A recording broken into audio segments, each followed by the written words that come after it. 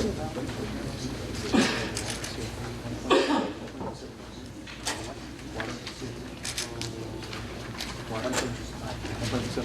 what we do for sewer, 600K or 800K? 1.7.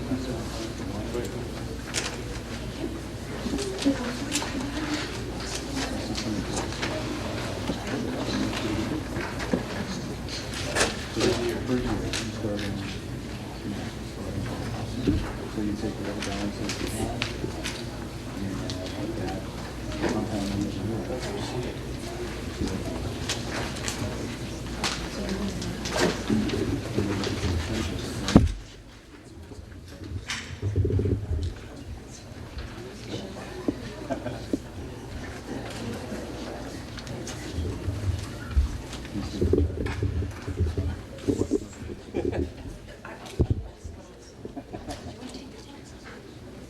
Oh, no, I'm not. No, this one.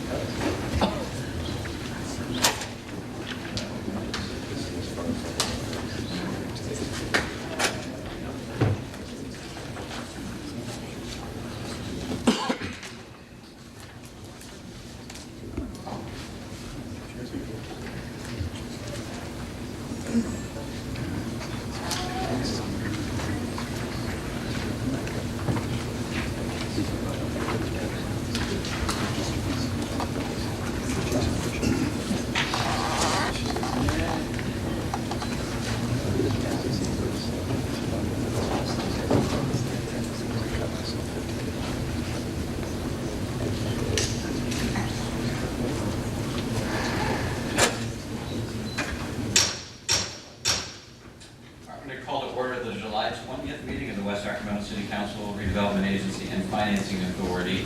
Before we proceed to the pledge, I do want everyone in the chambers to be aware we had the same challenges in the Port Commission meeting earlier this afternoon.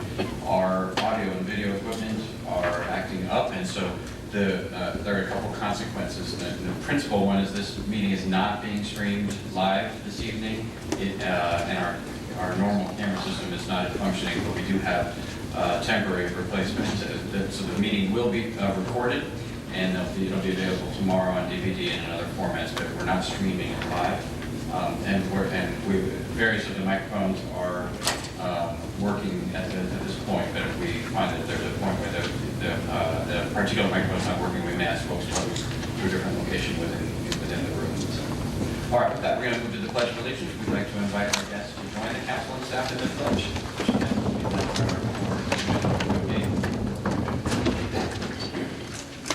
Place your hand over your heart. I pledge allegiance to the flag of the United States of America and to the republic for which it stands, one nation, under God, indivisible, with liberty and justice for all. The council did meet in closed session this evening to confer with our legal counsel regarding 2 cases of litigation, and to confer with our labor negotiator regarding negotiations with all of the employer organizations listed on our agenda, the Sacramento Police Officers Association, Local 522 Firefighters Association, Local 39 and stationary engineers, department heads, management specialists and professionals, and our confidential equipment. So with that, we're going to proceed to our regular agenda items.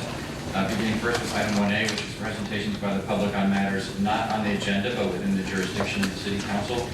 This is an important time for a public forum, but it is also important to note that on our agenda we indicate that you can't have the City Council cannot have a discussion or take action on items that are raised under item 1A pursuant to state law. but we do encourage folks to make comments that are relevant to the matters within the council's jurisdiction. We do have a process for speaking before the council here and every week. At the front door are yellow cards, actually right next to the baby stroller. And if you are interested in speaking on any item tonight, please fill out one of the yellow cards and turn it into the city clerk. In front of the clerk is a timer that we use to make sure that everyone has the opportunity to be heard. And to that end, we ask that all comments be limited to no more than 3 minutes. And it's a 3-minute rule that we will apply all evening to on all topics and all speakers. And also in front of the clerk is a flip chart that indicates which agenda item we're currently considering. We do recognize that for some folks, speaking in public can involve some anxiety, and we want to make it as civil a place to participate in the democratic process as possible. So we do ask that there not be any demonstrations or applause or boos or catcalls, and that we maintain civility in the chambers. And so with that, we're going to proceed first to item 1A. We have several requests. Let me make one other note. All speaking requests on each agenda item must be turned in prior to the beginning of the council discussion and the public testimony on that item. So we accept the speaking cards all the way up to the conclusion of the staff report, or in the case of item 1A, up until the time that public testimony has begun. So if you have an interest in doing public testimony on any item, we would encourage you to turn the card in as soon as you can, but definitely before the public testimony on that item has started. So with that, we have a couple of requests to speak under item 1A, and the first is by Frank Gonzalez.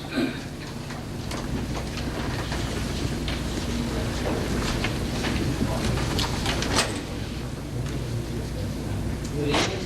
Thank you for, I'm not sure, it doesn't sound like your microphone's on, but the city clerk coming forward though. okay. There we go, thanks. Good evening, members of the City Council.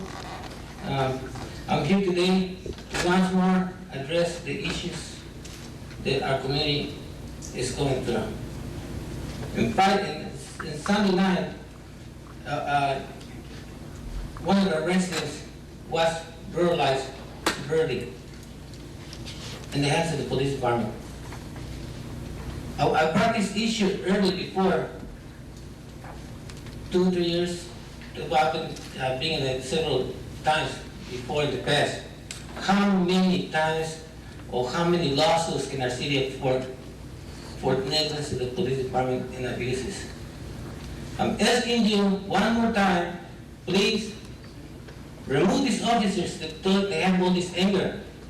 Replace them with officers that they have manners and they can treat people with respect. How many of you are Democrats? You know that all the people in these neighborhoods are Democrats? You know the reason why you guys are here? Because the people, the Democrat people are supporting you to have you here. What do we want? We want Placer County to come here, open the doors for the Republicans to come, and they can maybe change the difference in our community? We don't want it. We are happy being Democrats because we believe in democracy. So I'll give you some homework. You guys work in it and see if you guys can make a difference to do something. I understand now you guys knew that we would want to be here. That's the reason why the cameras don't work. So they can go out there, they come to the meeting. It's fine, it's understandable. You protecting yourselves. And that's the issue that we, I understand. You got the power to turn the cameras off, so the community will stay blind. Thank you. Good job. Thank you, Gonzalez. Let me remind you that the cameras are on, the meeting is being recorded, and the recording will be available tomorrow. Paramo Hernandez.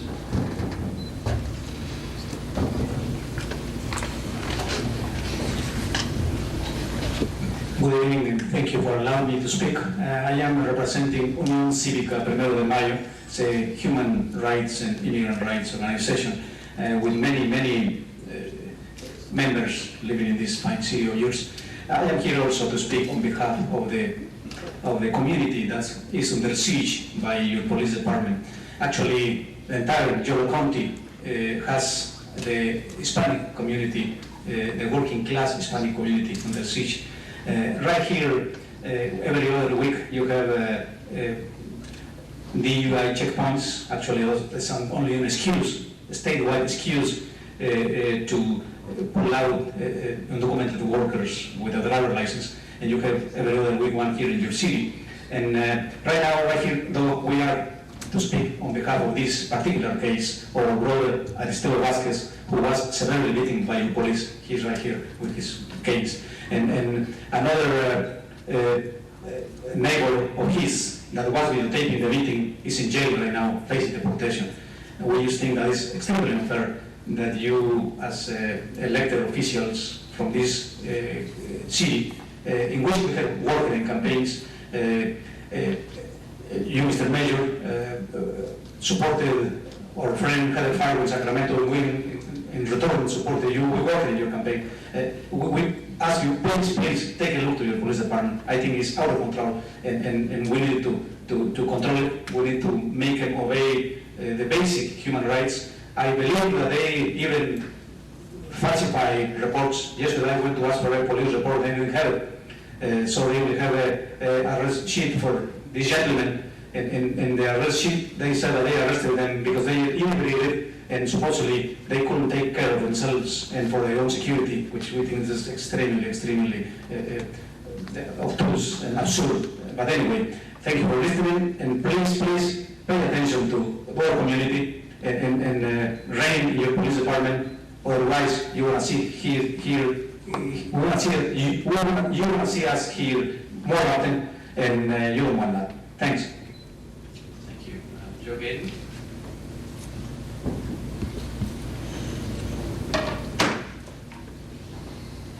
I might have waited a better night to come, but this is the night. As you know, I'm representing the West Sacramento Community Services Foundation. Last year, I came before the council to announce our first annual All Charities Raffle, and I explained it last year how we've operated that. We put together all the prizes and then invite all the local nonprofits in town to sell tickets.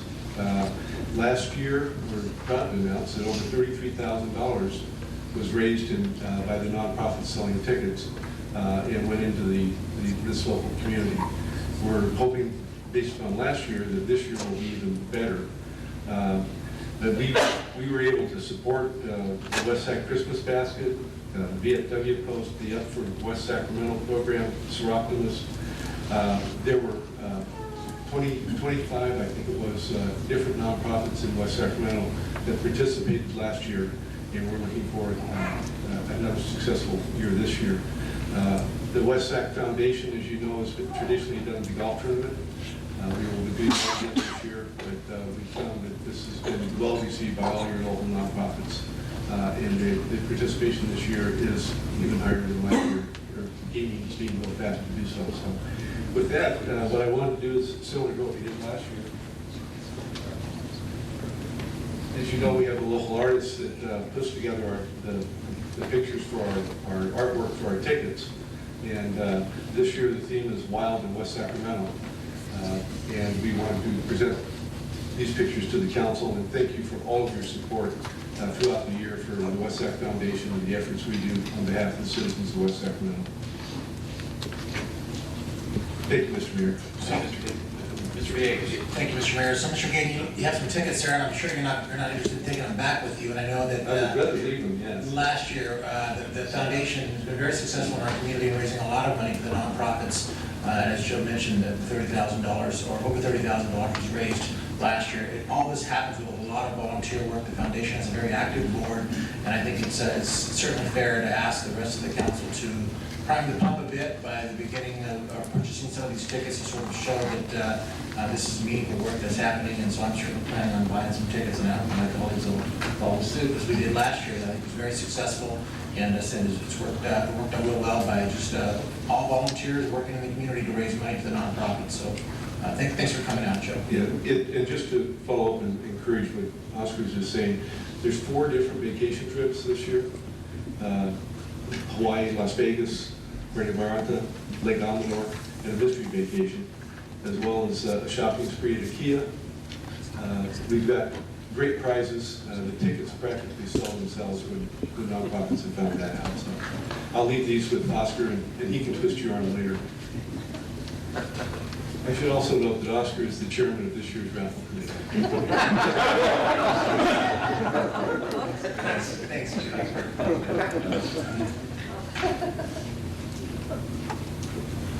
All right, Mr. Vasquez?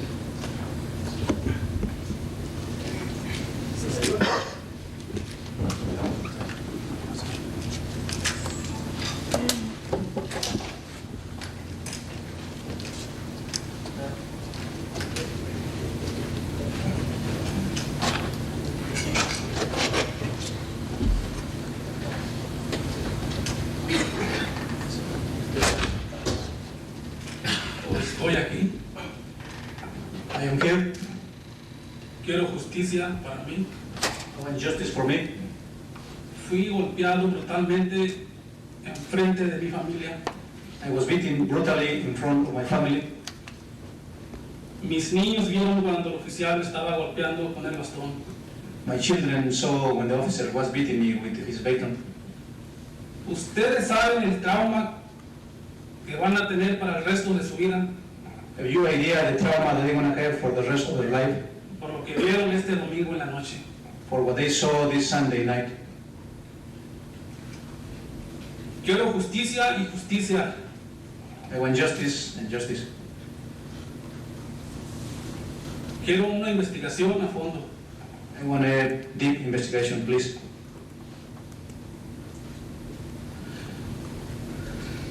Quiero mostrarles los golpes que tengo I want to show you allow the blows that I have, the injuries that I have.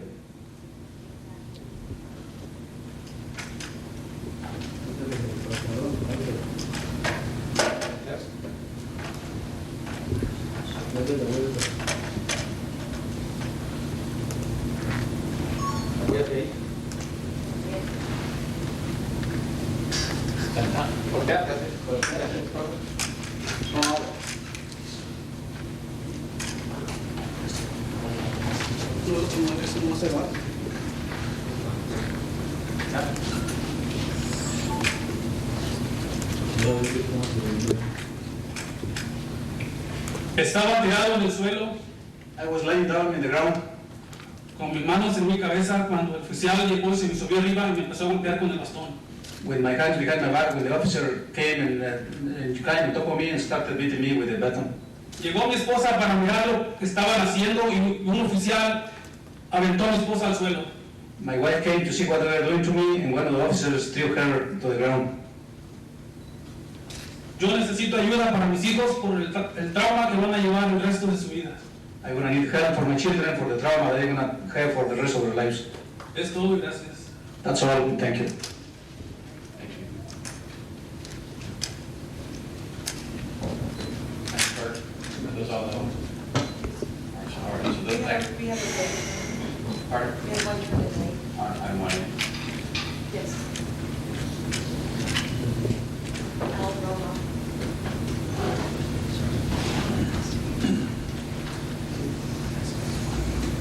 Al Royal?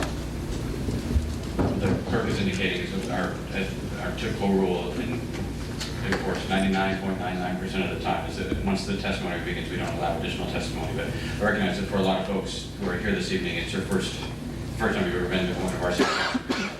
So we don't expect that everyone walks in fully familiar with every one of our arcane rules and procedures. So we'll make that exception this evening. So Mr. Rouse. Okay, Mr. Mayor and Council, thank you for allowing me the opportunity to come before you, and also allowing the citizens of West Sacramento who are concerned about their community. We're concerned too because they're our members of the Legal Council for Latin American Advancement and other numerous organizations in town. Every year, for the last 11 years, we march in the spirit of Cesar Chavez and what he stood for. This community has many Latinos who come from the farms and from the fields, and they've been farm workers in the past. And they live in this community. The sad thing about it is that in Yolo County, the leaders of this community who've been elected, that goes from the very top, Board of Supervisors, the District Attorney, and the city fathers from each of the neighboring communities in this county.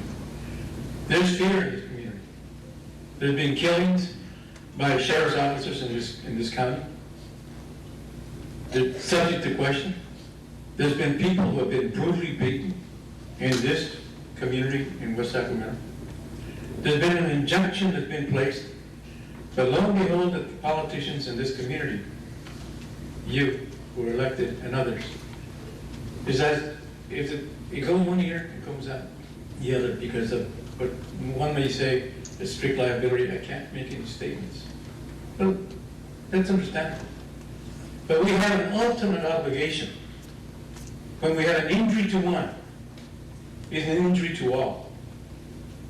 When my child or my nephew or my grandchild who live in this community are being tagged, validated as gang members, which they've done, putting a name and a label on a young man, and then we have the actions of the father, who is simply out in the garden or in his home, and the police officer comes, based on what we're hearing, and based on what we're seeing, with the brutal blows. Not discounting that in the past, we've come before you on the brutal beating of the Galvan brothers. To this day, he's not the same man. When those police officers jumped him and beat him merciless, almost killing him. We just came back from last night from the adjoining counties in Stockton, in Manteca, and even Sacramento, where there's been killings. This used to be a pattern. Where even the police department here in West Sacramento and other departments are taking heed to what's happening in the community as to how you respect the human rights of those individuals that we fought so hard for to end the kinds of racism. And no one can tell me, and I'm not saying that all the police officers are racist. Mr. Rosen, I do need to ask you to come. I understand, I'm going to finish in 30 seconds. But what I'm going to tell you is, I'm going to finish, Mayor. What I'm going to tell you is that you need to be responsible for what's happening. All right. Thank you for cutting me off. Well, we're About now, the community and the taxpayer. completes our testimony item 1A. That work. Now going to proceed to item 1B, which is Just council come to- come communications with us. and Go ahead. reports. No, we won't hear. Yolo County is grateful. Are there I'm a taxpayer. I work for the members of the state. council? Remember, Mark? Remember what I told you before the elections? I worked hard for them, remember? The team is good except him. Do you remember me? Also, I'll vote for him. They don't care. He don't care. All right, members of the council, any report? Mr. Johannes. I work hard to...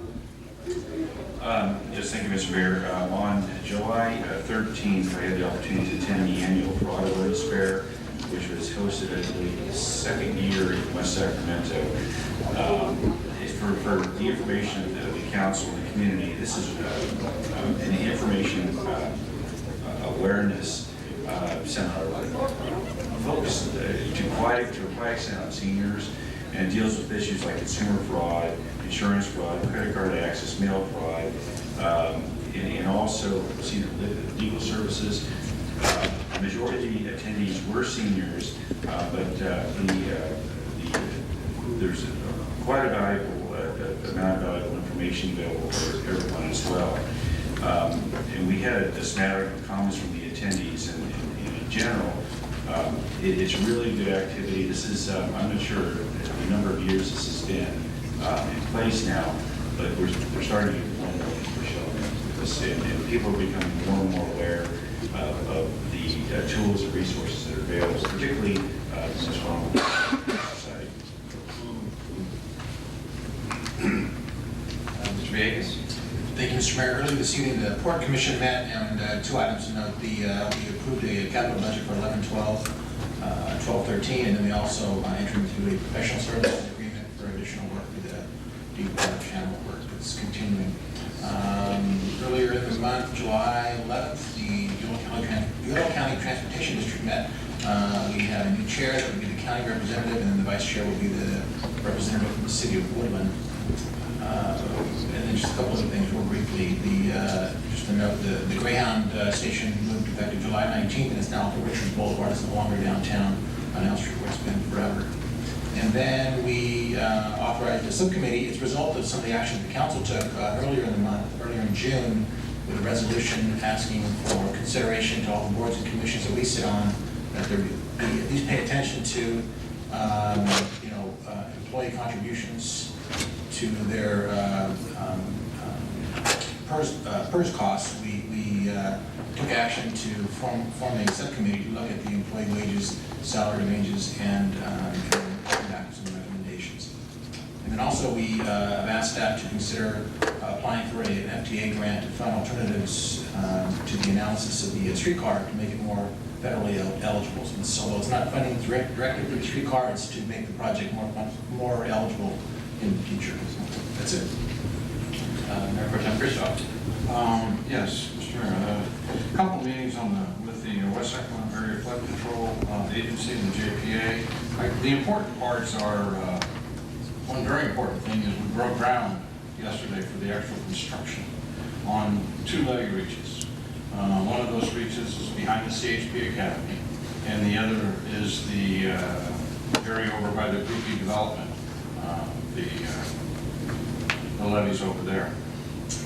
One important part of all of that is going to be the city of West Sacramento this summer will have 4 sites that are actually under construction for levee repair.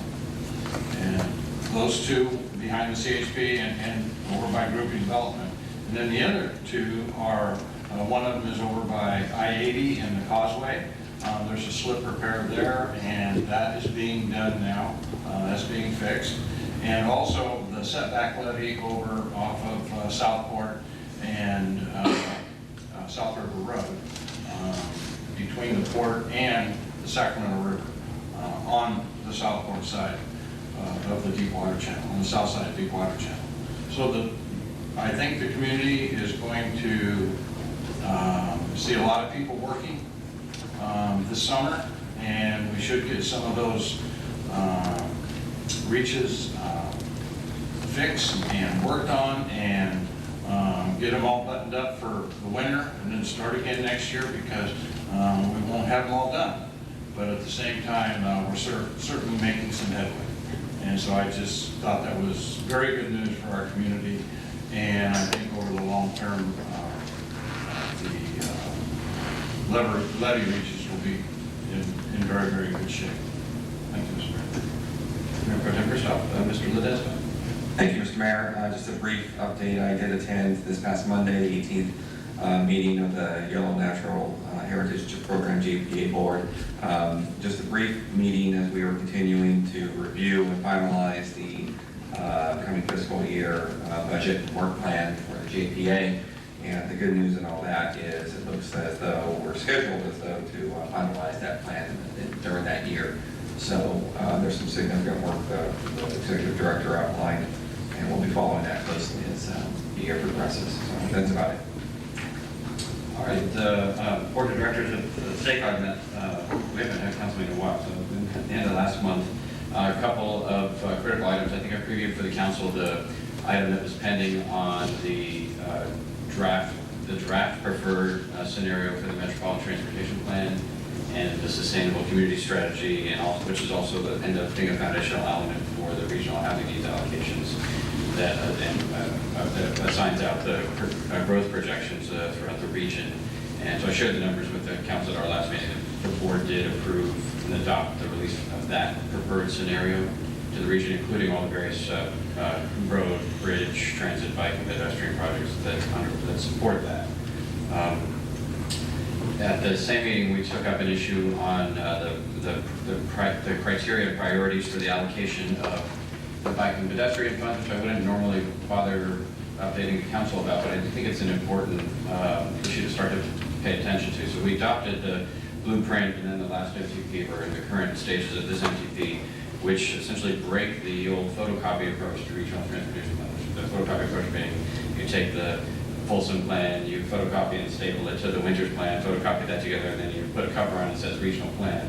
That we now have a regional plan that says this is where we want growth to occur and how, and we're going to make the transportation infrastructure investments that match that growth allocation. So, as an example, if in Yolo County, most of the growth is going to occur in West Sacramento, as opposed to Davis, because different choices have been made around where the opportunities are, and different cities have made different policy decisions about how much growth they're prepared to and willing to accommodate, that the transportation spending investments at the regional scale have to back that up.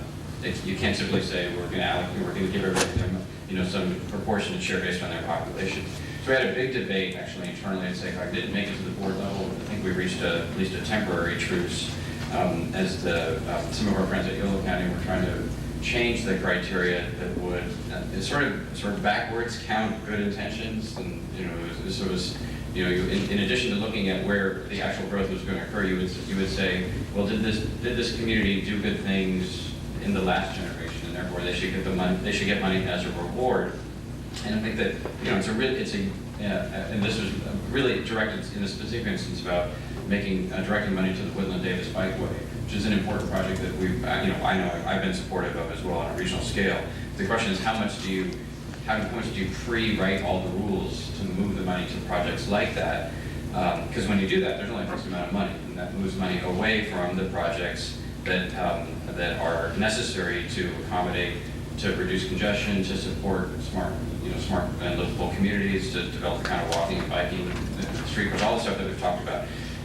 So it is an emerging conversation at SACOG, partly because we've had so much turnover at SACOG over the last 5 years that the sort of fundamental understanding about that bargain is not as strong as it once was. So it's holding together, and the fact that I chair the Transportation Committee helps at SACOG, but I raised partly so your council's aware, partly so that in other venues, as it starts to come up, that the sort of the 20th century approach of just sending out money based on current population or current road miles doesn't work, and we have reached a deal regionally. We have to stick to it, right? We have fidelity to it over the long run. So that was really the only major policy debate. We also had a big discussion at SACOG about water policy, and about the Delta in particular.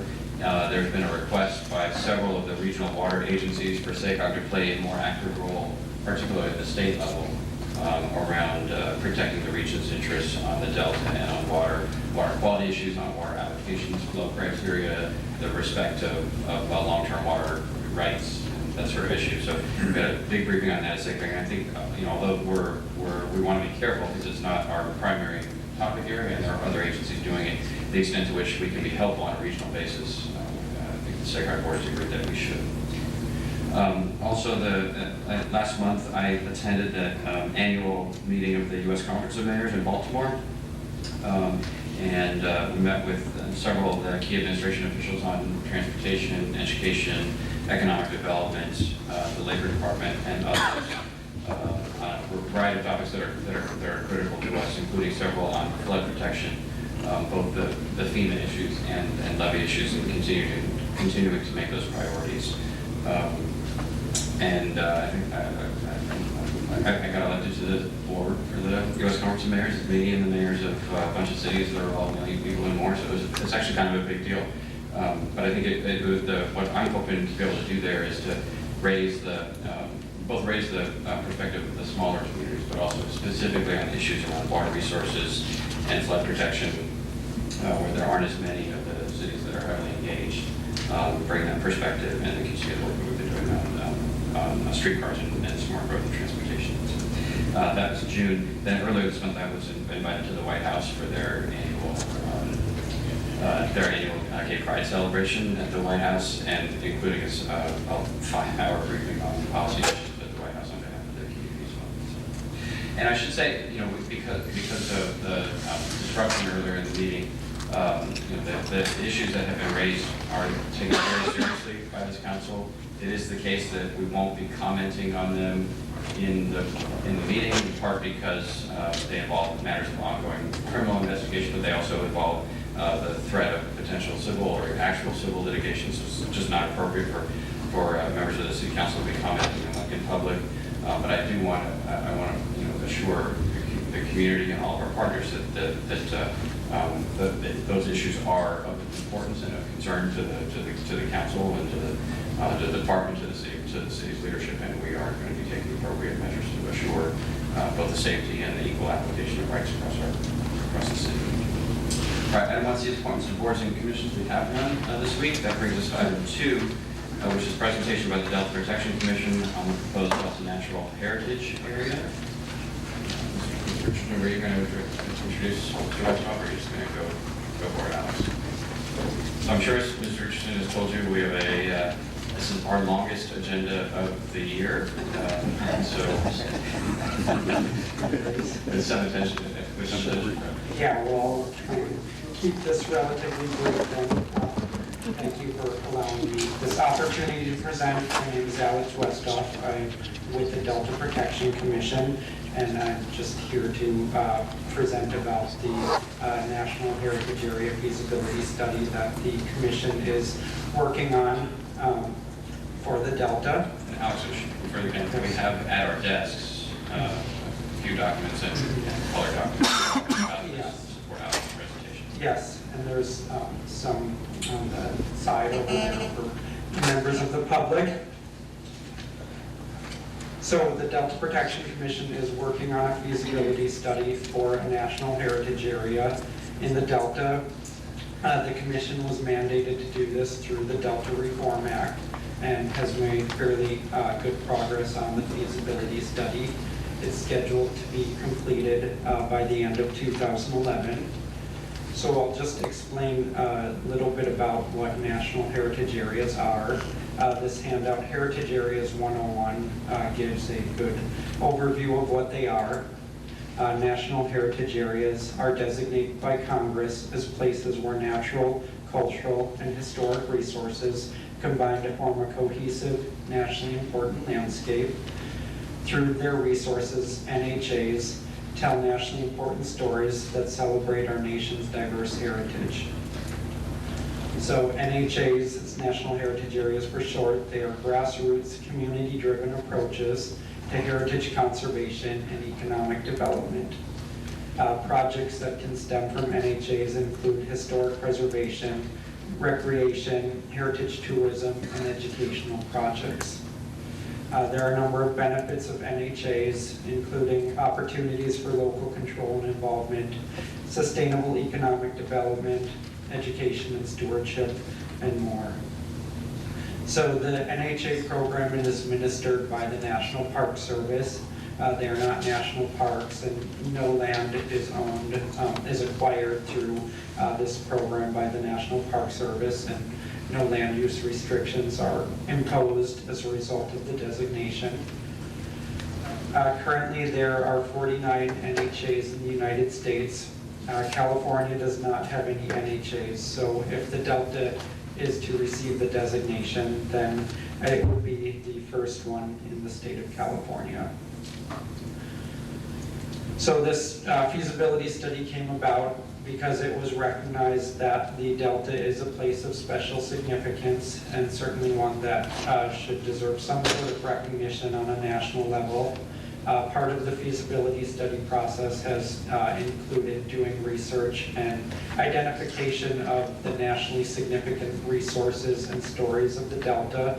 And these are still being discussed, but are being finalized through the public process. And some of those things include the Delta's unique geography and natural habitats, the era of reclamation that converted a vast tidal marsh into productive agricultural land, multicultural contributions from immigrants, including Chinese, Japanese, and Filipino immigrants, the agricultural production that's happened, the vast diversity of crops and large quantities that have been grown in the Delta and shipped throughout the country and throughout the world, and the water resources that the Delta provides, and some of the conflicts that have surrounded that.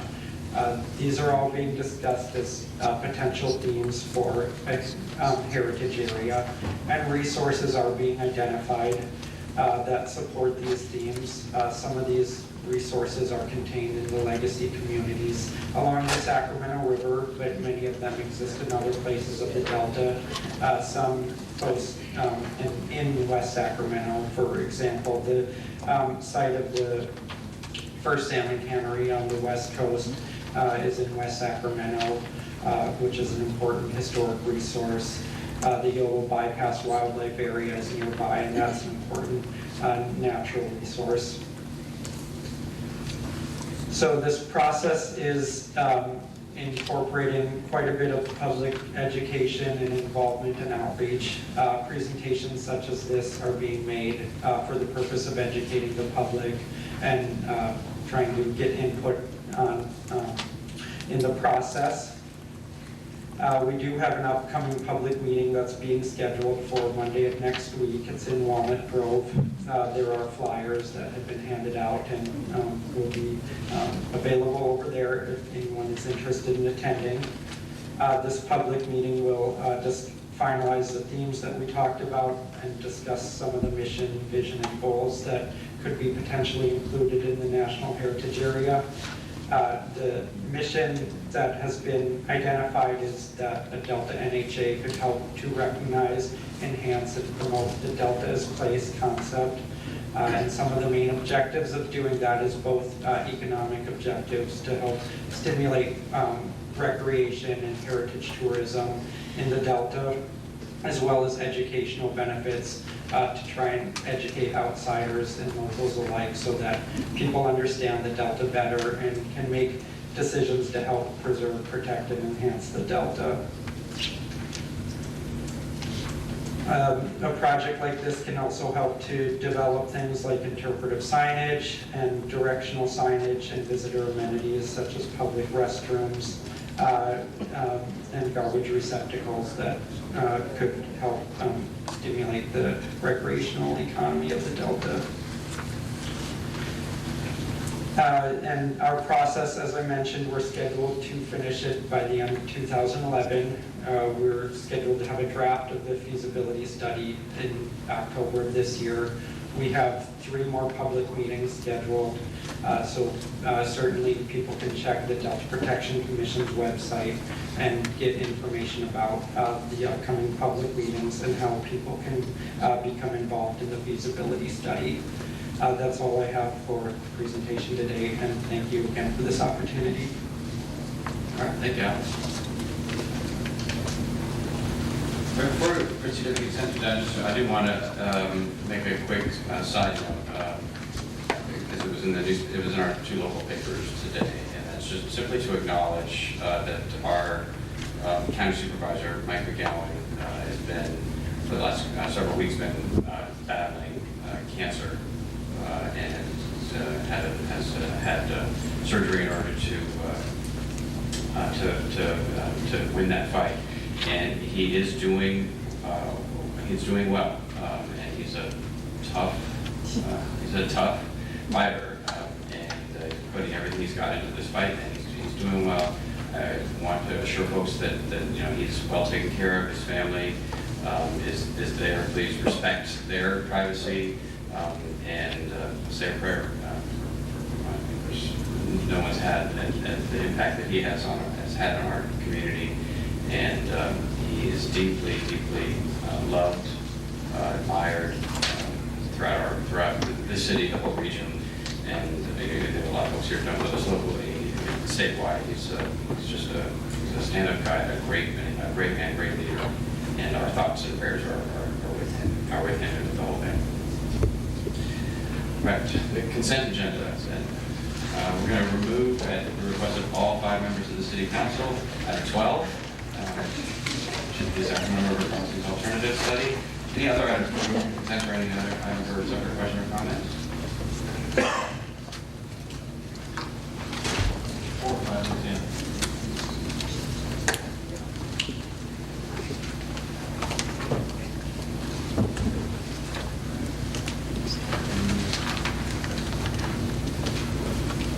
No others, then we'll proceed to item 4, which is consideration of resolution 11-54, authorizing the collection of a special tax on the secured tax roll in the same manner as the ordinary ad valorem property taxes in order to pay for certain community facility district services. Mr. Christoph. Yeah, hi, Paul. I realize this is really sort of a county issue, but in some respects. But on both of them, it's really the same question. Are any of these districts in possibility of default? Right now, there is one district where we have issued notices because we have an issue where assessments have not been paid, and that would be SIP CFDA. Okay. And that would be for both items? One is the landscaping and lighting, and then, of course, the other one is other improvements, outstanding bond debt. Councilmember, the only issue where we have an issue where there's a potential default because the property owners are not paying assessments is CFDA. So that would be what we call our facility CFDs. All right, thank you. All right, item 10 is consideration and approval of plans and specifications and contract award for Parkside pedestrian route improvement project. Mayor Pro Tem Christoph. Hi, Ben. Hey, I guess, oh, Mike. Wow. Damn, we get the big dog out tonight. Jeez. What's the difference between the actual bid? I mean, I guess what struck me as odd was the engineer's estimate was $210,000, and yet the bid comes in at $57,000. And so I'm trying to figure out, is this just a way in which change orders happen quickly? Why such a large discrepancy? We looked very closely at that when the bids were open, and there were actually several bids, well, they were all under engineer's estimate. Yeah, no. But this one and a couple others in particular were very much under engineer's estimate. So we called the contractor, fully explained the project to him to fully understand, does he understand everything that's going on in these contract documents? He explained that he did. The engineers went line by line with this contractor to understand, to make sure he understood what was involved in the project, and they declared that they could do the job for the price that they submitted. So we're comfortable with it. We've looked at their experiences. They've done similar projects in other communities. I personally think they're just paying the bills. They just want to get a job and keep their people employed, and they're not going to make much, if any, profit off this project, but they'll be able to build the project for the bid that they submitted. And I also noticed that, you know, the change orders were up to 25%. I mean, normally it's about a 10% on change orders. Right. And so I saw this 25% figure, and I was just wondering if there's something going on that you low bid it, and then you just come in with a whole bunch of change orders, and you actually become just about as expensive as anybody else. Well, that's not our intent, but we did want to give our project management team a little bit of flexibility. 10% of this low bid was only $5,700, and it wouldn't amount to much if any problems arose. So we wanted to get it up to, even what we're asking, it seems like a high percentage, but it's only $14,000. Right. And, you know, in a normal road type project, that could be eaten up pretty quick. Okay. So we feel that that amount is justified for this project, and that's what we're requesting. All right, thank you. Mr. Villegas. All right, that's it on the consent agenda then, other than item 12. Is there a motion? Moved by Mr. Johansson and seconded by Mr. Villegas. All those in favor, please say aye. Aye. Any opposed, hearing none. That motion carries. Item 12 is the Sacramento River Crossings Alternative Study. Let's go. Well, I didn't prepare a presentation, but I can tell you that what staff is recommending is that you accept, or first acknowledge and recognize the process that was used to arrive at this conclusion. We undertook a really extensive public participation process that included a number of stakeholder meetings. We went through an awful lot of education. All the folks who committed the considerable amount of time and effort into learning some pretty arcane transportation planning details. I'd like to commend them. I would also ask that the council accept the summary report that you have.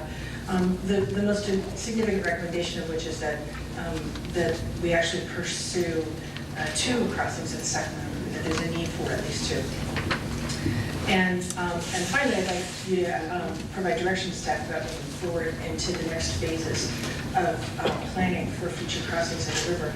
I want to emphasize how long those phases are, because we anticipate, because of the cost and the regional significance of river crossings, that we're going to be looking to state and federal assistance for funding those, and they both dictate a planning process that's really labored and generally takes about 10 years to accomplish for major transportation investments. So what that means, this very first step, all that we've really accomplished so far, is defining what we think the purpose and the need for the bridges are. What's the problem that we have? What's the transportation problem we're trying to solve? And what do we need a bridge to do for us? What are the values we want it to serve? What are the objectives we want it to achieve?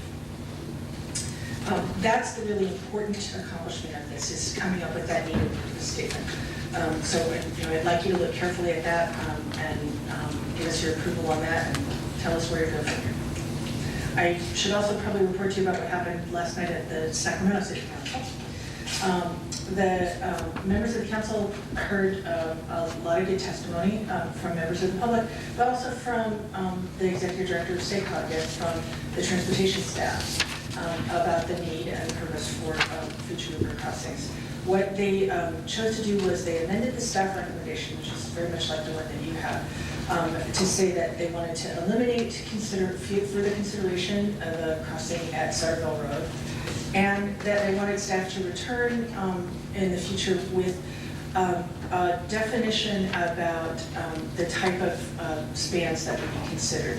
And they wanted, they provided some insight about what they meant by a neighborhood-friendly bridge, but I think it's a chore that staff will be working over the next few weeks to come up with good examples and good definitions for that. I would like to point out that in the summary report on page 6, you have illustrations of the kinds of bridges that were being looked at. So we already pretty much narrowed down the spectrum of possible bridges to relatively lower capacity. So the biggest bridge we looked at is one that has the same capacity as the Tower Bridge today. So 2 lanes in each direction, bicycle accommodations, pedestrian accommodations. We also included a couple variations, a fixed versus a movable or mechanical bridge, primarily to highlight the tremendous cost difference to the two. We'd like people to understand that, that the cheap option is the high bridge with a higher clear span. That also means reaching back further into the neighborhoods where it lands on either side in order to get up to grade. The more expensive option, and one that I think we heard loud and clear from the public through the whole process, was the preference, was a moving bridge, either on a span or some other mechanical solution to continue clearance of the river. That's all I have to say. Mr. Johansson, they'll start with questions and proceed to discussion. All right, so at this point, you're not really looking for any particular direction. You're looking for the adoption of this report because, I know there's preferences we're all going to have in terms of the location of the bridge. You're looking for that as well. We haven't made any recommendations about particular locations. We've identified market areas, the north area, north of the I Street Bridge, and the south area south of the Pioneer Bridge are where we recognize the greatest need for bridges work. And we identified several alternatives in there without specific locations or designs that said, these are the alternatives that we should take into the next phase where we look at alternatives and we start figuring out things like where they would land and what they would look like. And so I'm not asking you for particular recommendations for locations. Right, and my reading of this is the north has some benefits. Mostly that's probably the other side of the river, I would imagine. And the south alternatives from probably X Street, XY, or into Broadway, down south would have more benefit for both cities. The further south it goes, it seems like it would be more benefit for West Sacramento. So it looks like if we're looking at this from a regional perspective, there's probably 1 or 2 choices, I would imagine. I mean, that's my reading of the report. So what, in terms of the depth of the information and the data available, and how it would benefit those cities. The data that we looked at really emphasized on what the market area was. So we looked at the jobs and housing number of figures that would be served within a 5-minute radius of or travel time of these general locations. And what we saw was that presently the current greatest number of jobs and residents who would be served were in the South Market area. In the future, because of projected growth, the greatest growth and the greatest number would be in the North area. Just a final point, I attended a couple of the sessions, community sessions. In terms of neighborhood-friendly bridges, my understanding was that Art came into the discussion. Yes. Nice-looking bridges, a statement that they can have a Sunday bridge, that type of thing. And that's kind of, I think, at least the kind of the tone that I was hearing in that it's not just a utilitarian bridge or it has to move people or transfer whatever, but it also had to be a place that fits in the place that we're trying to create on both sides of the river. It's also expressed in the purpose statement, that there was a lot of desire expressed for something that enhances access to the river, creates some recreational opportunities, has some aesthetic appeal, and fits in the neighborhoods where it lands. And allows yachts to go by, and birds enjoy. I mean, I agree with all of that.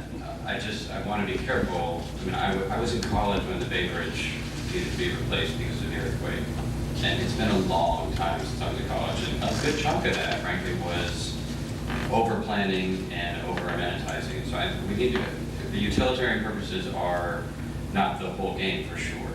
And by utilitarian, I don't just mean cars, but giving people access to cross by whatever means there are is not the whole game, but it's most of it.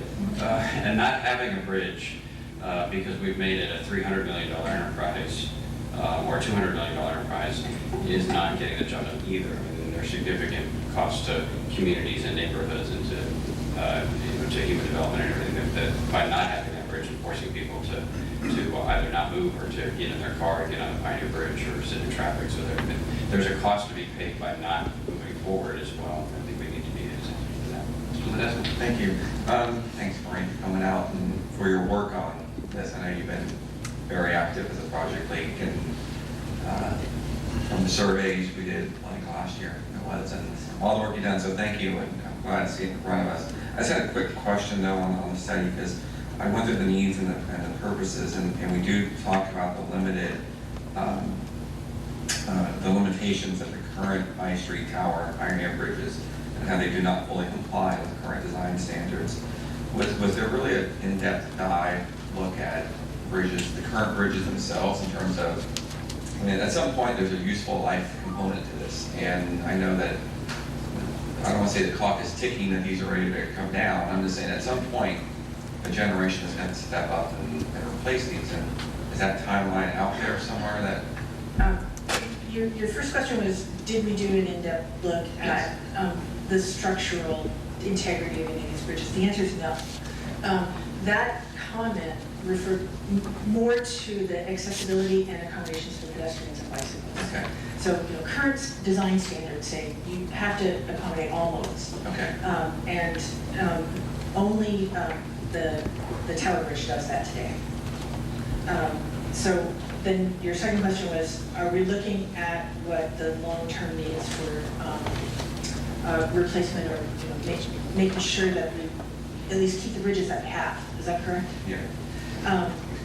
There wasn't our purpose in this study, but I can tell you that the options that we looked at included replacement or rehabilitation of each of the existing bridges. And the only one where that really got some traction was with the I Street Bridge. And I think, with a recognition that it's the railroad's bridge, we use and maintain the upper deck for road traffic, but the structure itself is the railroad's, and it does still need to carry the railroad traffic, and that's the long-term plan. So we're looking at how to use what we have and supplement that. Okay. It is an important part of the discussion, because as you point out, the Tower Bridge only accommodates no one wants and accommodates the standard that we need to that's right, to three votes. And then at least one other one, we know, it's the oldest of the three, I think, the High Street one. And it's just thinking about that as the impetus for why this, in addition to the connectivity and all the other things we're going to read through, it's just one of those things we need to probably have involved as well. So, thank you. Question from Pro Tem Christoph. Hi, Murray. Yeah, I read the newspaper this morning, and one of the things I thought that I read within that newspaper is they wanted, in essence, sort of some quaint bridges, Gucci little bridges, in essence, sort of small bridges, probably 2 lanes. And that's how I took the article. And, to me, that's pretty short-sighted. I mean, if we're going to go through design, environmental, property acquisition, and all the other things that have to happen as far as a major infrastructure piece going across the Sacramento River, whether it's in one location or 2 locations, it seems like the funding, the reality, I think, is the funding is we may be able to get one in our lifetime, and then maybe another one further down the road when a number of other things happen. But I think one of the things that needs to happen is we need to make sure that if they are going to be fairly small bridges, that they definitely need to be 2 lanes each way. It definitely needs to have bicycle pedestrian on each side.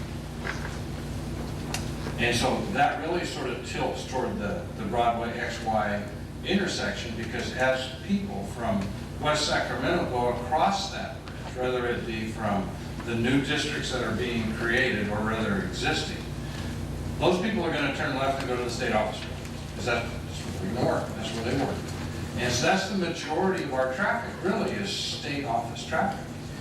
I don't think it's going to be the retail or whatever, I think there may be some opportunities that can happen because of that, but I do think that that's what's going to happen.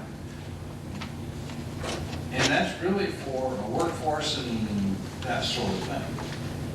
If they want to solve some transportation problems, then the really only alternative would be Sutterville. Because Sutterville then alleviates the congestion that they have now at the interchange of 50 and 80 in 5. That whole spaghetti bowl or mess of whatever you want to call it can be eliminated with Sutterville. I realize that there's some real political concerns with that, but I think that somebody needs to stand up and tell the rest of the folks that those are the realities. This is what I think anyway. Those are the realities, and you really should be looking at them. And if necessary, you should be looking at one of them that can put a streetcar across it and make the loop all the way around, from there all the way into the state office buildings and to the new rail yard, and then back all the way back through the city of West Sacramento. So I think it's those things that really need to happen and need to be looked at, and then of course trying to find the money to do it. They're definitely going to be a federal project. All right, then we'll proceed to discussion on it. But the council, I want to be careful not to, there was a long, extensive discussion at the Sacramento City Council last night, but ultimately the conclusion they reached, I think, is something that is something for us to work with. This is the 100th year anniversary of the R Street Bridge. Last year we celebrated the 75th anniversary of the Tower Bridge. If somebody today proposed that the region would just be fine if we didn't have one of those, that we would all laugh. Everyone in the region would think you're stupid. You're ridiculously stupid. We need those 2 bridges.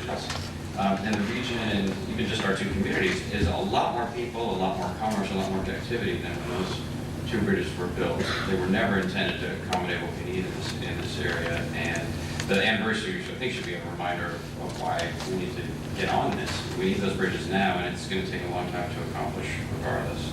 And they have to provide capacity.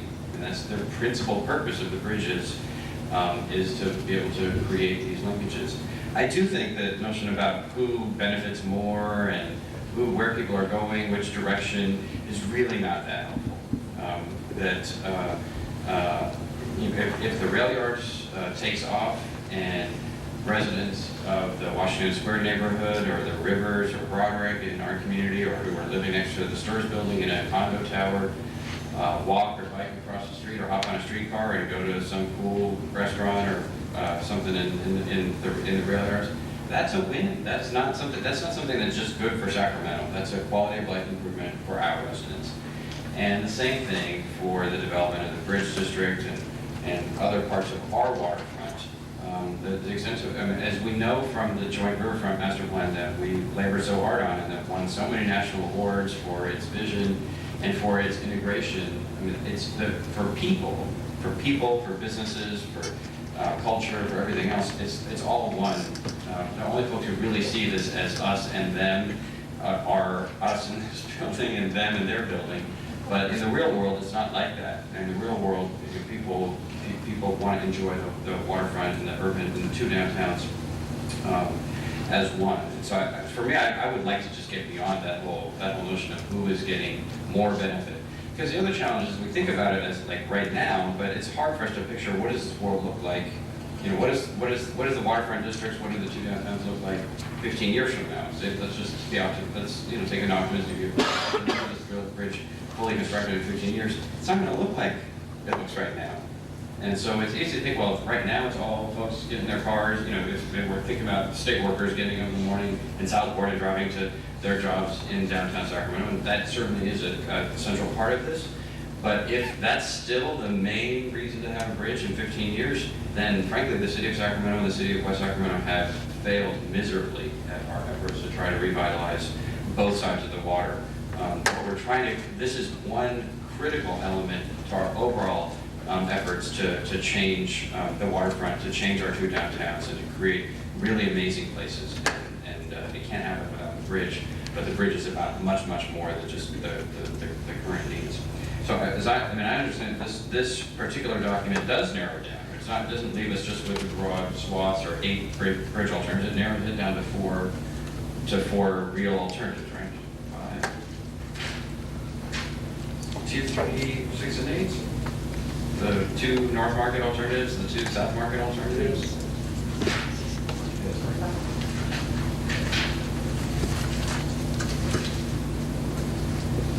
Oh, I said the Miller Park here is not in the narrative. So I mean that's one narrowing, and the Sacramento City Council has said that they don't, so that the Sutterville Bridge is not profitable for us to continue to look at. And we engaged in this process. Just having the findings is not enough for me. We engaged in this process. We had broad agreement for a while, and we said we need to do this study work to make sure that we're on solid ground and to allay some of the concerns that some of the neighbors had. And I think this work does accomplishes that.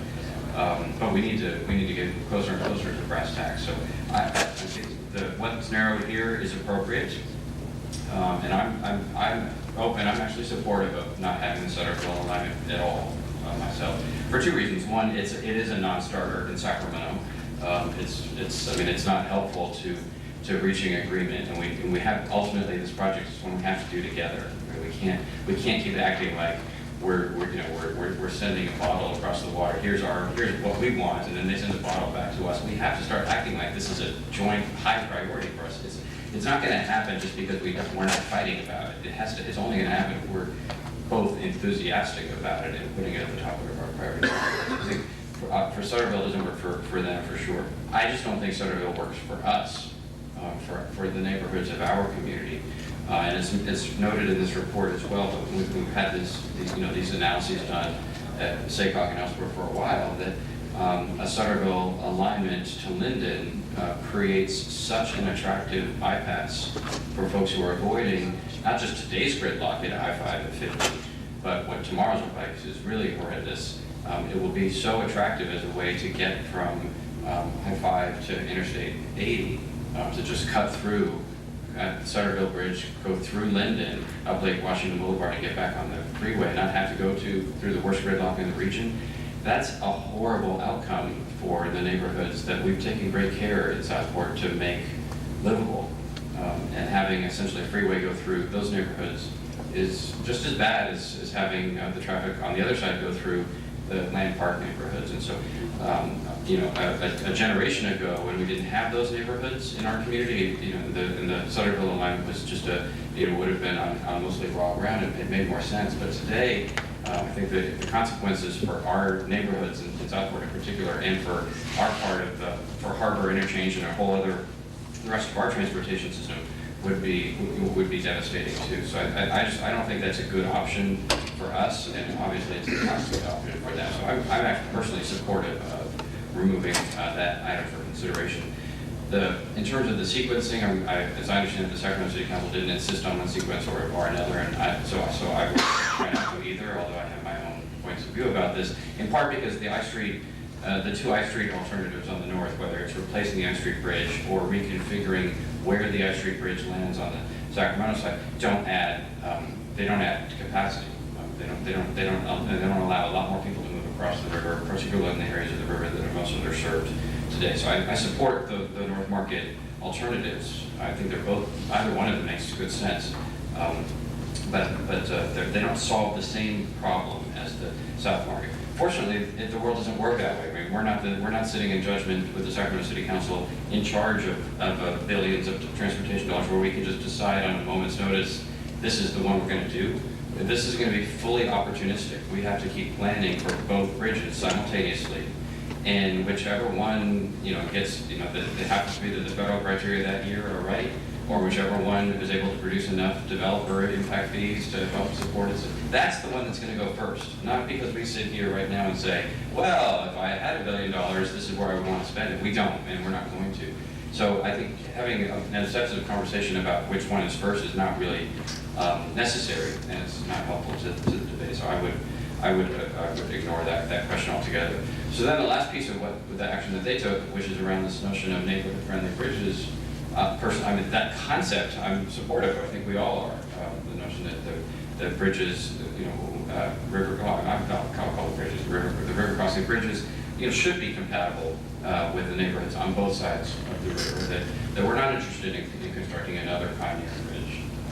I think this Pasco's description of the kind of the current capacity of the Tower Bridge is really useful, and kind of making us think more clearly about what that potentially could look like. So the devil's in the details, certainly, about what we mean by neighborhood-friendly bridge, and I'm glad that at least up to this point that our colleagues on the other side of the river haven't said neighborhood-friendly absolutely means 1.5 lanes, and it means only 2 people can cross at a time. And that the definitions are important, but I think what's more important is that we share that common.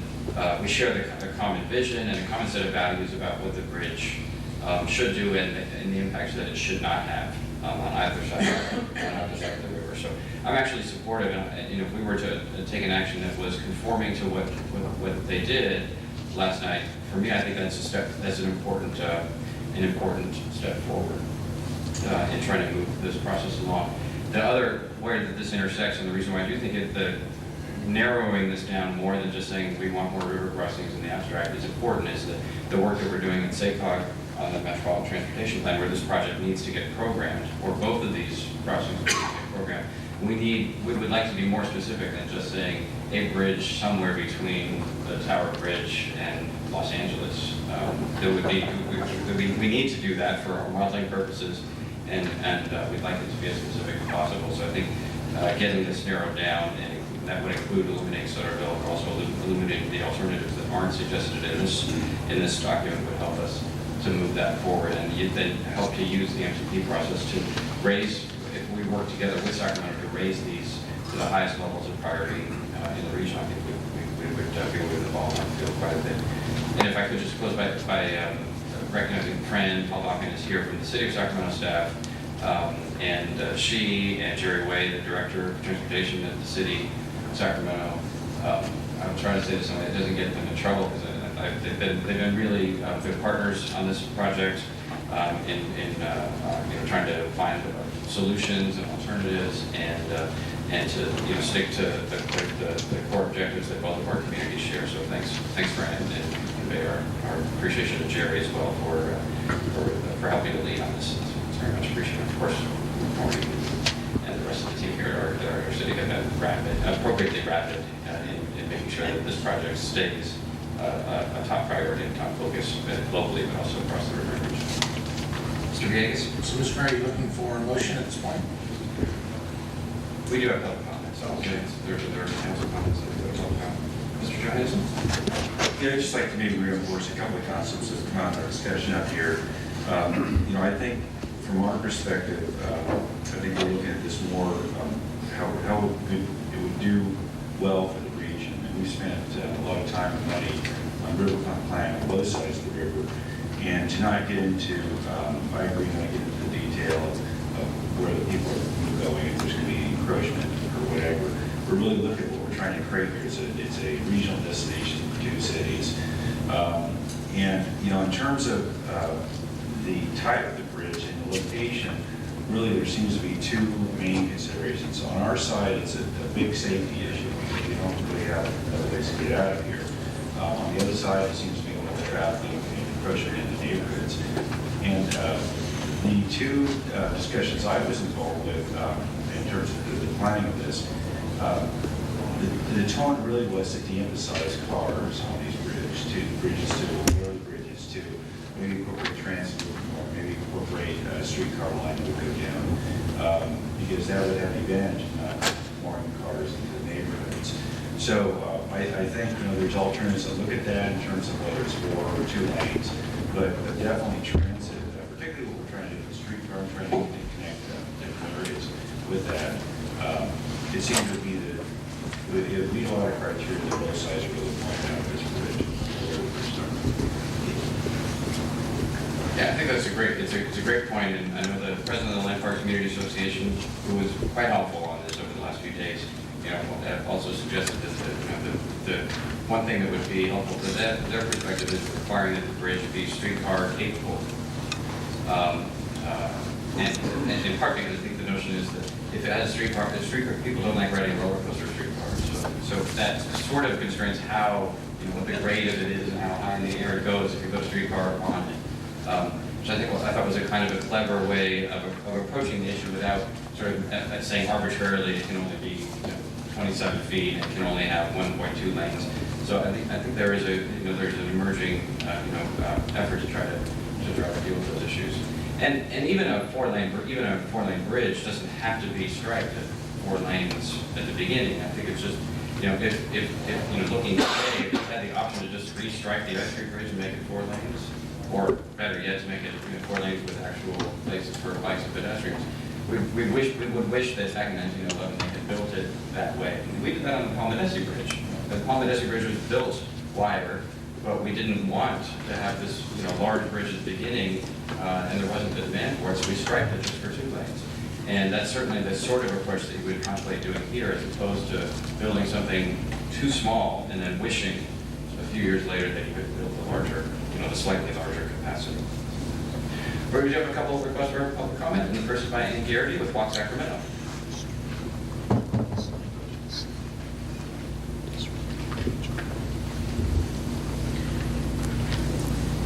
Thank you, Mayor Coleman and City Council. And I would like to commend this council as well as Sacramento for having the process. It really did bring a lot of stakeholders on both sides, got us in Sacramento to know more about West Sacramento, and I think vice versa. Even though there's still a lot of controversy, I think a lot of good has come out of it. And I, as a pedestrian advocate, am very pleased because there was so much support for pedestrian accessibility for whatever alternatives are picked, and bicycle as well. But I think, as you said, we don't want another Pioneer Bridge. We're saying Paris, not Pioneer. But I don't think it is about being cute or charming, but it's about really being accessible to all modes. And if you have high bridges, they just aren't accessible to pedestrians and bicyclists. It's just too much, too far out, and so they need to be lower down. But there's some real opportunities that this study didn't have time to explore, and I think West Sacramento and the city need to look legislatively at how to change the issue of navigable waters, because clearly this is not an area that has much navigation in terms of commerce. We asked Caltrans to look at 1 month. There were less than 40 bridge raises, and that was one tour ship going back and forth and a couple of sailboats. So I think if we were able to make some of those changes, you might be able to build more bridges because you wouldn't have to do the bridge raising, because if you change those requirements. So I really urge that that be done. But again, I feel very happy that there is so much support for this kind of a bicycle pedestrian friendly bridge. How many lanes it is, it needs to be urban, neighborhood friendly, lower speeds, not the expressway high speed kind of thing that doesn't allow pedestrians and bicyclists. Thank you. Dr. Quinlan Elliott. Not here any longer. Dan Ramos.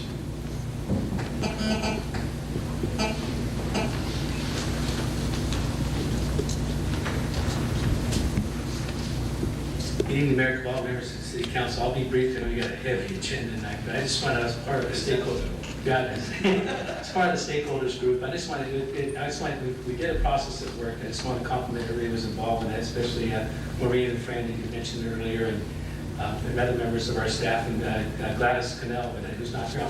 Gladys is here or not tonight. She was very good about getting the look at stakeholders. We had a lot of people in that room there, and we all sat next to each other and went round and round and came up with these alternatives. So it was a good process. It worked.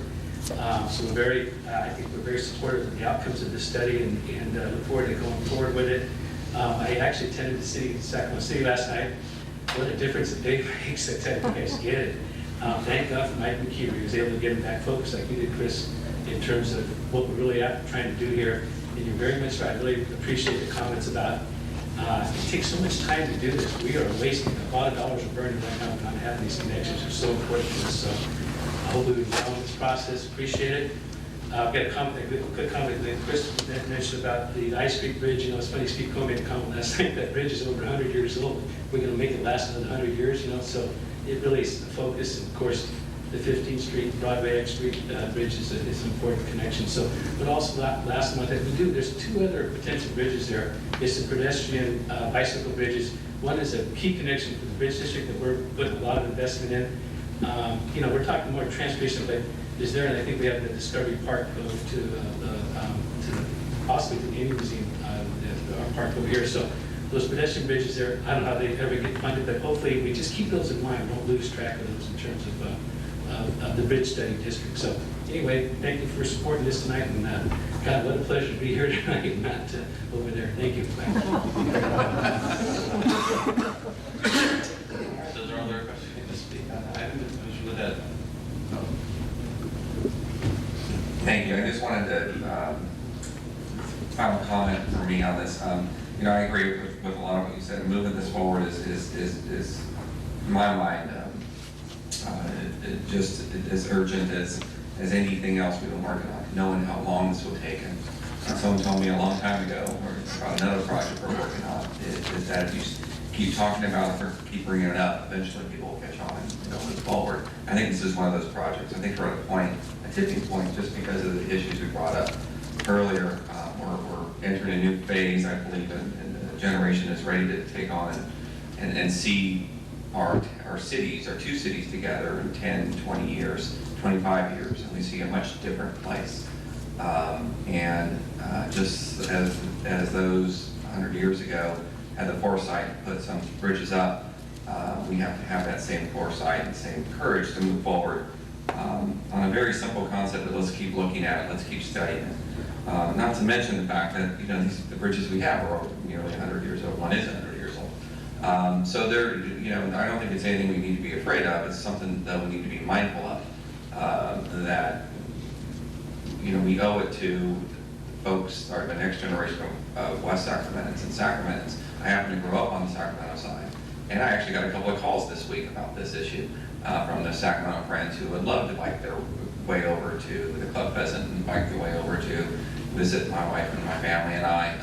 They just don't have that opportunity without going all the way to the Power Bridge and then down. And I think that is really what, to me, this bridge signifies. There are connections between our two cities. We're inextricable now. We can't. We've grown up together. We've been across the river from each other, and we are one region. And I think those connections now make these types of projects, in fact, easier, just a little harder to get off the go. But I think once we get on the go, people will start to see the value of it, and it'll be like what took us so long to get here. It's just going to take a little bit of a push, and I'm willing to go ahead with the push based on the comments America said earlier. I do agree with the needs and the purposes statement that is here. That all those are very true of why we're doing this, because I do think we'll bring economic activity and promote the economic opportunity between our two cities as well as the region, and we'll develop the urban core as we foresee it. So I'm in agreement with this. I would like to see it go forward, and I hope our colleagues or our peers across the river can go along with us. And it's just a very brave step we have to take together, but I think it's a worthwhile endeavor that we can do. Further discussion? I know you're about to make a motion. The study itself, I mean, I think the history of this debate notwithstanding, I think one of the things with the study through this process that has been described, where folks really got their hands dirty figuring out, well, what are the alternatives? What if we tried this? And what are some of the diagrams and pictures look like? And then the public survey that was done through this work that sort of blew up the idea that this is a West Sac versus Sacramento question or whatever, that it was true for exactly the reasons that you said, Mr. Ledesma, it was the people on both sides of the river in this greater community. It was overwhelming interest and support for moving forward with this sort of efforts. And so it's courageous because it's so long term, but but fundamentally, politically, it's not courageous at all. Our constituents expect it. They on both sides of the river believe in this and just want us to get it done. Mr. Villegas. Thank you, Mr. Mayor. Just a comment. Maureen, as part of the study, early on, there was a study mission that was conducted by the Sacramento Chamber, and a lot of the visit that took place in Portland was centered around all the crossings that were there and how we needed to sort of grow into that eventually. But one of the things that was brought up, and although it was a bit of it wasn't a bridge per se, but it was the tram system that was utilized, and it was almost kind of a destination point that was used to transport people up and down the hill. And although it's obviously not what we look to utilize to move the streetcar back and forth, it is another way in which to move people back and forth across the river, almost kind of as a destination. Obviously, it's a lot cheaper and expensive. Was that ever part of the discussion? Why this was called the Sacramento River Crossing Study instead of bridge was because we were looking at alternatives like tramways and so on. And, I will ask the consulting engineers who are also here in the room tonight if you are looking for details, but generally it was early on in the process determined to be infeasible. In large part because it couldn't accommodate all of the modes that we wanted to use. Right. Good enough. With that, I would move that we adopt the study with incorporating some of the discussion already this evening relative to the elimination of the Center Bridge, utilizing the SACOG's MTB plan, and for the defining the bridge as Sacramento motion to classify. I'll second. So we explicitly say the neighborhood friendly, so that we can jointly own that phrase. I would appreciate whatever guidance you could offer to staff to helping with that definition. Okay. As well. I'm sorry, before you this second, are you asking for us to give you a little help, or are you, okay? You're good, okay. So I'll second the motion. Is there further discussion? Seeing none, all those in favor, please say aye. Aye. Any opposed, hearing none? That motion carries. Thank you. To our time-sensitive agenda, the hour of 7:30 having arrived. Item 15. Public hearing and consideration of resolution 11-44, certifying inclusion of delinquent charges and penalties for water, sewer, and refuse services on the secured tax roll in the same manner as the general taxes, and directing that a lien be also be placed on the My name is Claire Combs. I'm from the Finance Department. And the Finance Department manages the building of the water, sewer, and refuse services. And at the end of each fiscal year, we rely on the annual transfer of delinquent amount to the property tax collection. The legal process to make this transfer begins at the end of June by mailing notice to all customers that have delinquent levy balance of at least $91. These notices encourage the property owners to pay their utility charges or contact the billing department for any questions or comments. The final step is to hold this public hearing to request council's approval of transferring these delinquent accounts to the property tax roll. According to the two-year comparison table provided in the agenda report, there was a decrease of 235 delinquent accounts, and the total delinquent amount was also decreased by about $80,000. Since the delinquent letters were sent, we have been receiving payments constantly. The total delinquent amount as of today has been further reduced by another $51,000. So if any customers are present tonight and we would like to discuss the county project margin results from the utility billing and the packaging system, tonight we would like to recommend the City Council approve this resolution. We will continue accepting payments through July 28th, and the final list will be generated in early August. Staff in Finance Department will ensure the final delinquent list submitted to the county is prepared in the most accurate and professional manner. With that, I would like to return the back to you. Thank you. Ms. Connor, are there questions before we open the public hearing? Seeing none, we're going to open the public hearing on item 15. No cards on this item because it is a legal public hearing. Does anyone wish to address the council on this item? Seeing none, close the public hearing. Item 15. Turn to the council. Any further questions, discussion, or motion? Mr. Chairman, Christoph. Adopt resolution 11-44, certifying inclusion of delinquent charges and penalties for water, sewer, and refuse service on the secured tax rolls in the same manner as the general taxes, and directing that a lien also be placed on subject properties.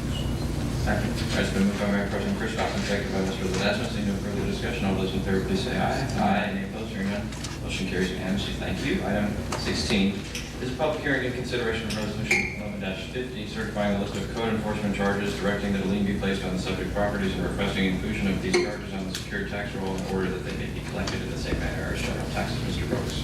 Hello there, Larry Brooks, West Sacramento Code Enforcement.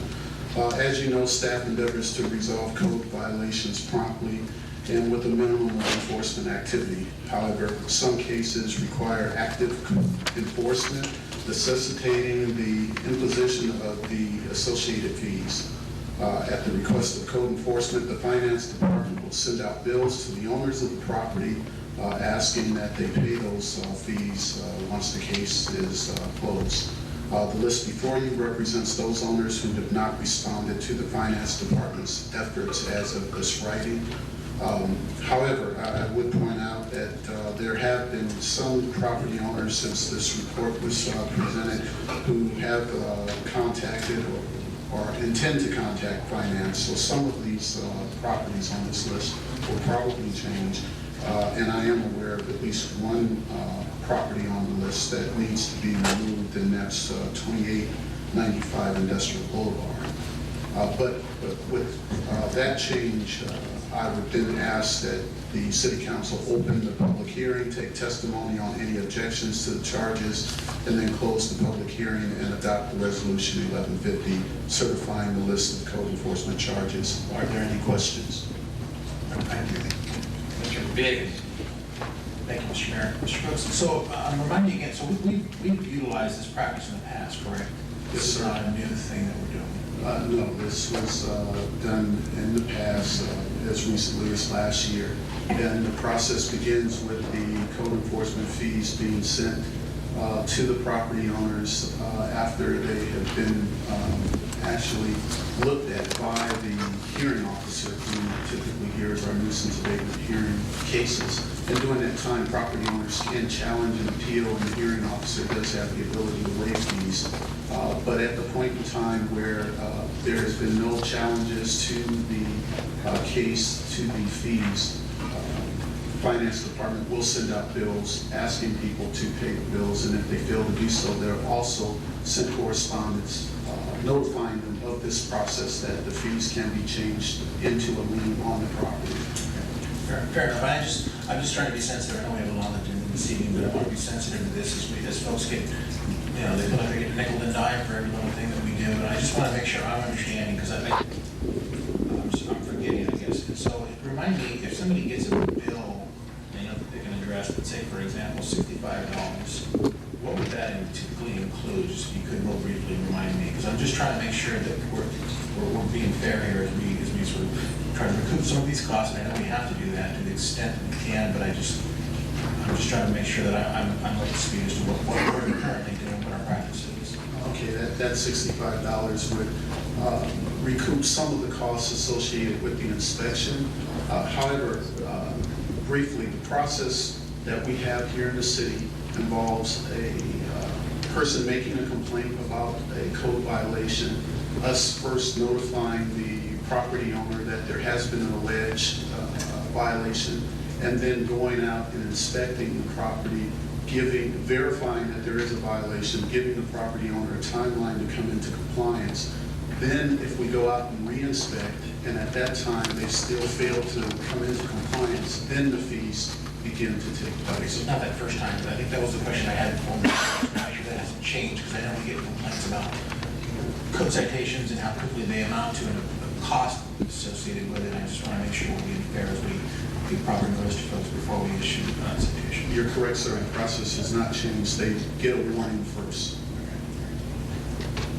Further questions before we open the public hearing? Then we're going to open the public hearing on item 16. And I have no request to speak, but it is a legal public hearing. Does anyone wish to address the council on this item?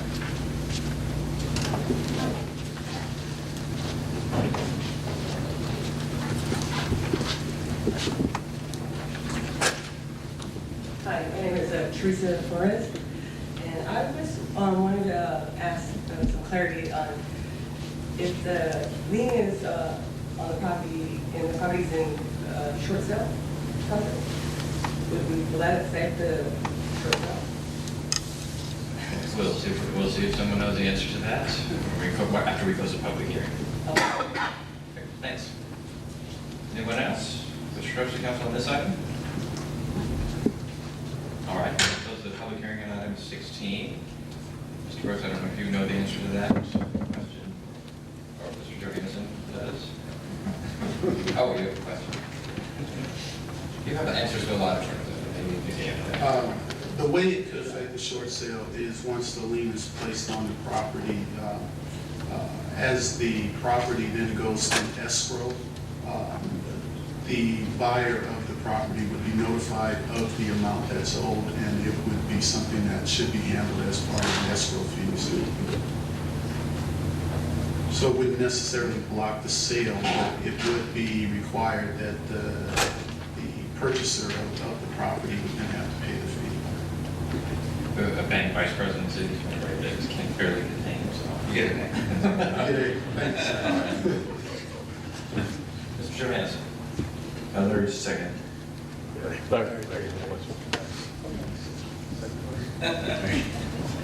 Hey, sorry, just, I mean, on this list, do you have a feel of how many of these may be in foreclosure or short sale? Because a lot of these are in newer neighborhoods, and we have a lot of foreclosures in those areas, which could be a reason why there's no response to some of this. Typically, while we are in the process of doing our enforcement actions, we will inquire to find out if the property is going into default in the foreclosure. And at that point in time, we make efforts to notify the mortgage companies or the banks that we do have a problem and that the fees are due. I don't know exactly how many of these properties will be in default. However, we've had a pretty good record in terms of the banks and the mortgage companies paying the fees once notified. That's changed a lot. In 2006, 2007, it was a really tough job to find out who's responsible parties involved once the property owners walk away. But that has changed significantly now. So it's very rare that we actually have a problem with the banks or the mortgage companies paying these fees once they're leaving the property. Thank you. All right, any further discussion? Didn't get paid. You got a thing on that one. You didn't have to be so nice. All right, is there a motion on item 16? Mr. Ledesma, I think you can move. All right, it's been moved by Mr. Ledesma, second by Mr. Villegas. All those in favor, please say aye. Aye. Any opposed? Hearing none. Motion carries. Item 17 is a public hearing and consideration of resolution 11-56, certifying the list of weed abatement charges, directing that a lien be placed on the subject property and requesting inclusion of these charges in the secured tax roll in order that they may be collected in the same manner as general taxes. Good evening, Mr. Mayor, members of the council. My name is Brian Johnson. I'm expecting to see. It's my first time in front of the council. Hazing time.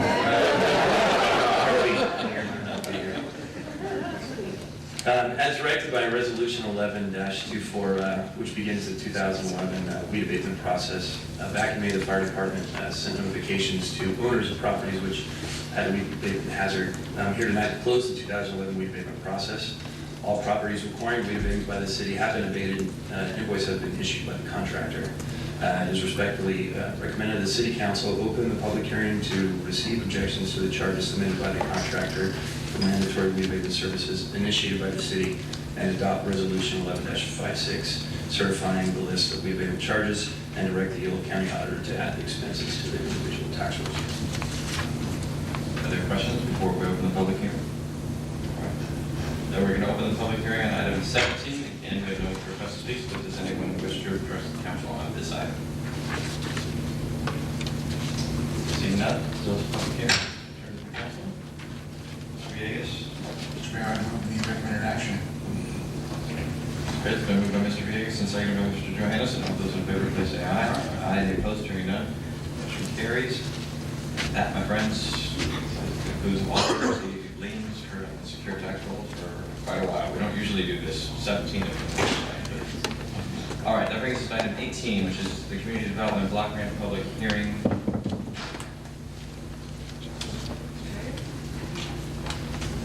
The Community Development Block Grant Public Hearing for consideration of 2010-2011 grantee performance reports. Good evening. I'm Louise Collis, Senior Program Manager. The Community Development Block Grant Program, known as CDBG, funds projects that serve our lower income community. They eliminate blight and address unexpected urgent needs such as flood or fire or earthquake damage. These funds come from the United States Department of Housing and Urban Development to the state of California, and the city is eligible to apply for grants through competitive application processes held throughout the year. As required by the state, we are here this evening to request that the City Council conduct a public hearing to receive citizen comments on the projects that received CDBG funding during fiscal year 2010-2011. These annual accomplishments must be reported to the state in the grantee performance report, which is included as an attachment to your staff report. We have a few extra copies available near the entrance, alongside a sign-in sheet should anyone wish to indicate his or her presence for the public hearing. As noted in the chart on the screen, the city has been quite successful in obtaining CDBG funds over the past few years. We currently have over $6 million in state grant contracts for projects such as housing rehabilitation, business loans for job creation projects, development of affordable housing, preschool tuition assistance, and counseling for small business owners and persons interested in opening small businesses. In addition to these open grant contracts, the city receives program income from loans provided in prior years in the form of loan repayments. And over the past year, CDBG program income was used to make loans to small business owners for job creation, to develop the downtown farmers market that opened recently in May, and to provide services to homeless persons. That concludes my presentation, and I'm available for any questions. Other questions from Ms. Collis? We're open to public hearing. All right, seeing none, then we'll open the public hearing on item 18. Does anyone wish to address the council on this item? Seeing none, we'll close the public hearing on item 18. Council for any further discussion? Motion, Mr. Villegas. Thank you, Mr. Mayor. Thank you, Luis. This is a very easy to read, very comprehensive, yet succinct report. It's amazing how much work you do with these things. I mean, people that don't understand how well we leverage our grant funding, everything from the farmers market to the Capitol Bowl to the Denny's expansion. And this is some good stuff that you've identified in here. So there's not any other comments. I will move consideration and adoption. So I move consideration and adoption of the grantee performance report. And is there a second portion of it? Direct staff to submit the document to HCD. That's it, right? That's all you need? There was a second report included as an attachment that should be submitted to HCD by July 31st. That's the Brighton Broderick Right, that's plan. the second portion of your recommended action, right? Yes. Yes, I'm including Okay, the you're just motion. doing Yeah, separate. yeah.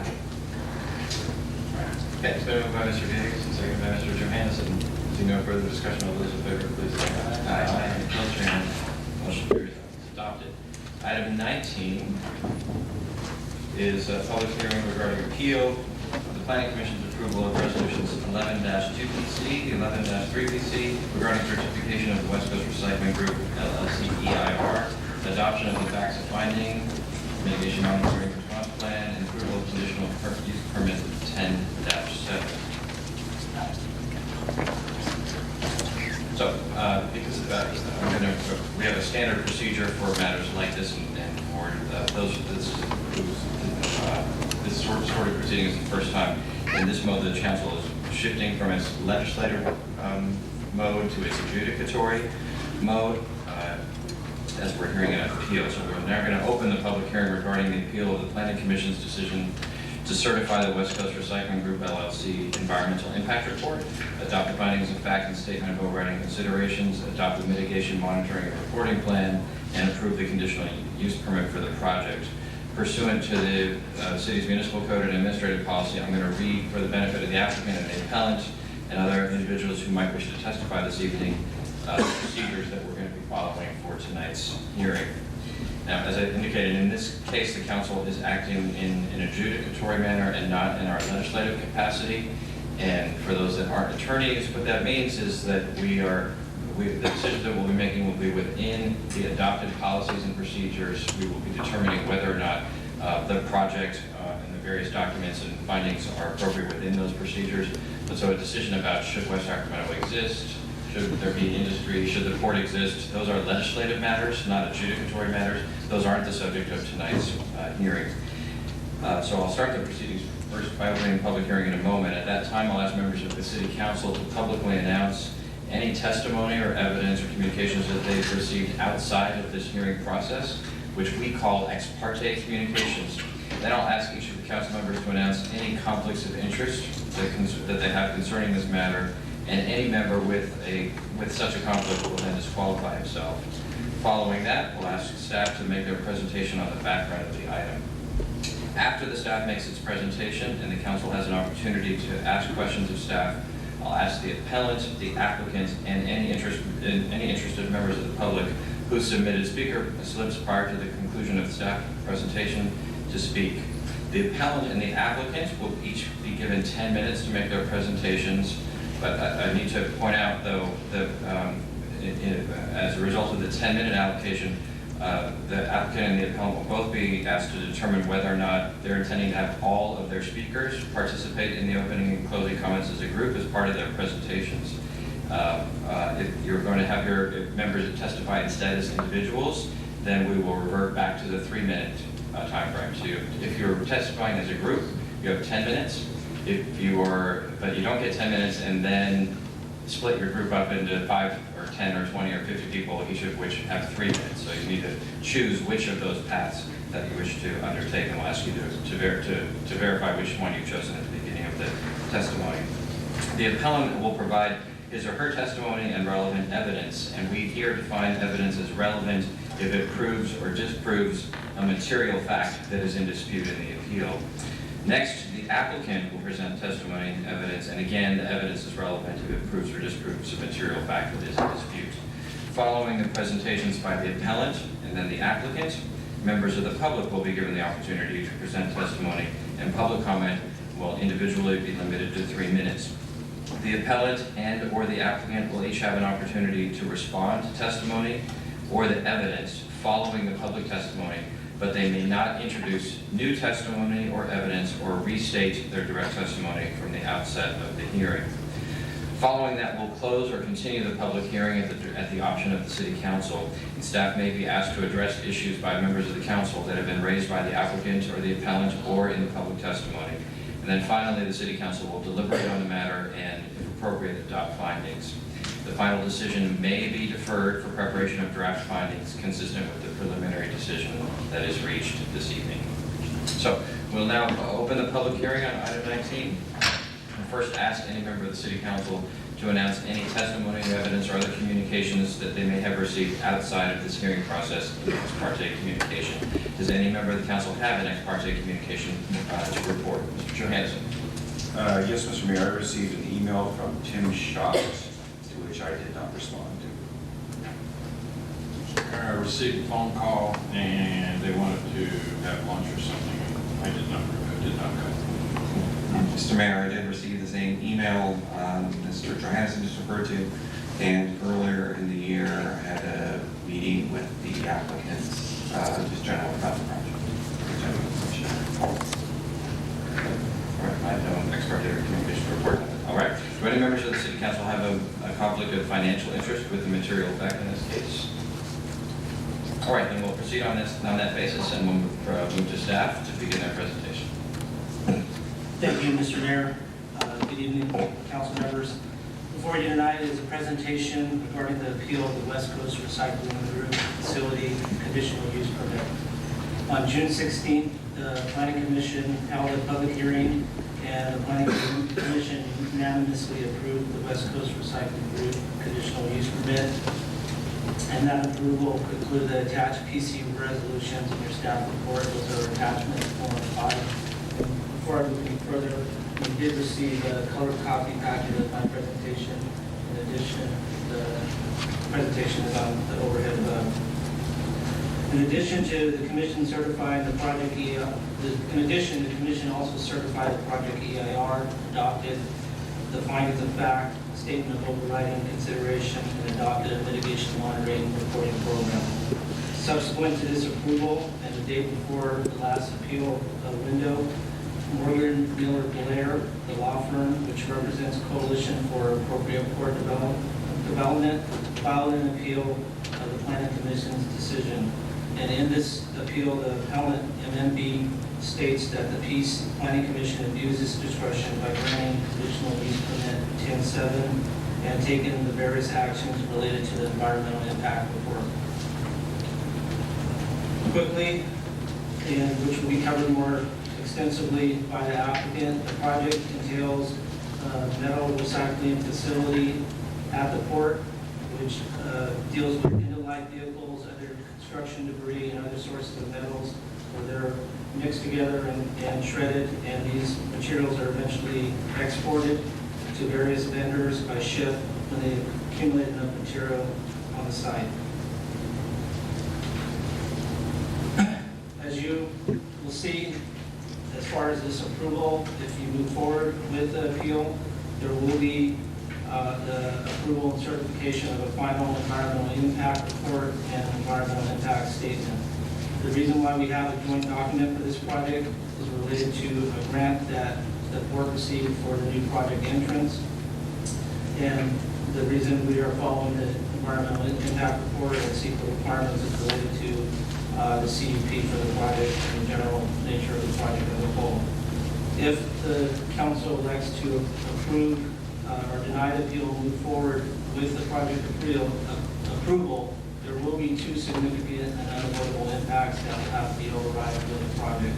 Those are related to the cumulative nature of the visual character of the site, cumulative construction, and operational noise. In analyzing these particular impacts, staff is being very careful to prepare the best possible document for the Planning Commission's discretion. So these impacts represent cumulative change, which means that this project is included with all the projects that have been proposed but not yet constructed at the port. And therefore we have significant unavoidable impacts that are a result of a very conservative approach. In addition, there is an attachment, which is attachment 13, where staff included an additional secret finding. This is related to the project acreage. And in the middle of 2010, the draft EIR, draft EIS was well underway, and the West Coast Recycling Group had a site survey for the purpose of negotiations of the lease terms for the port, with the port. Specifically, as you see in the exhibit attached, West Coast Recycling Group directed that its surveyors survey the detention basin area as shown in all applicable site plans in the EIR, EIS, separately from the operational area for the purposes of negotiating separate ramp for the different areas. The surveys determined that the operation area to be 15.361 acres and the detention basin area to be 1.159 acres. These two survey documents were not included in your staff report as attached to attachment 13. But staff wants to put them out for the record. In addition, as shown on the overall site plan, all applicable maps in the EIR, EIS, both the detention basin and the operation area, have always comprised the project in total 16.52 acres and do not affect the input to the physical characteristics of the site or alter the analysis that was prepared for the project. In regards to the appellant's appeal, according to the appellant, the Planning Commission abused its discretion by taking action on the CUP and certifying and adopting the various CUP documents. Through the planning process, the appellant has commented on the project, and staff has received comments during the 45-day CUP review comment period. Those comments focused and questioned the rationale and methodology used when analyzing the project. Staff has appropriately responded to these comments in the final environmental impact report that you will certify tonight before the approval or denial of the project of the appeal. In addition to the comments in the EIR, the appellant submitted a letter to planning staff the day before the public hearing and stated the project's land use impacts are inconsistent with city policy and the environmental and included that the environmental analysis is inadequate. In the short time leading up to the Planning Commission meeting, staff used its best effort to review the letter and provide a response to each point for the Planning Commission, and those responses are an attachment in your staff report. At the June 16th Planning Commission meeting, the Commission reviewed the appellant letter and staff responses and concluded that the appellant presented no new issues or opinions and determined that the CUP and environmental impact report findings were appropriate, and they took action and unanimously approved the project. Subsequently, the day before the appeal window expired, the appellant submitted the appeal documents. These are attachment 8 of your staff report. After staff review, it was determined that the appellant submitted a similar identical letter that was earlier submitted to the Planning Commission. In this letter, the appellant asserts that findings for the CUP cannot be made and the EIR is inadequate. Staff has concluded that there is no new factual information, and the appellant has restated previous opinions that were made during the course of the EIR for the comment period, as well as the Planning Commission different workshops and hearings. In addition, staff has included additional information related to the appellant's assertion that the CUP findings were not appropriate, and this is specifically in attachment 10 of your staff report. And in this conclusion, MMB concludes that the PC abused its discretion. They point to the various findings of the Planning Commission staff report, which relate to the requested use as essential and desirable to the public and comfort and convenience. The requested use will not impair the integrity or character of the neighborhood and will be detrimental to the public health, safety, or general welfare.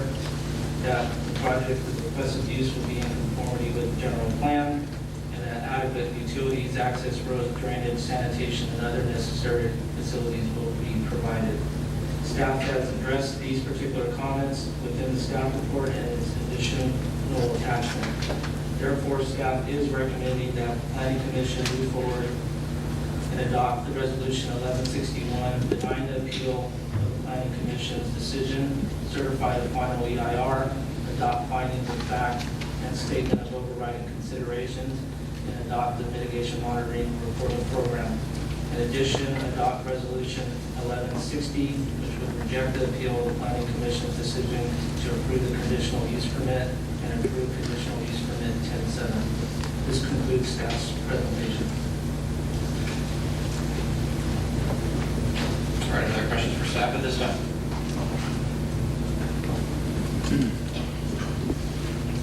All right, then we'll return to our hearing order and move to the presentation by the appellant.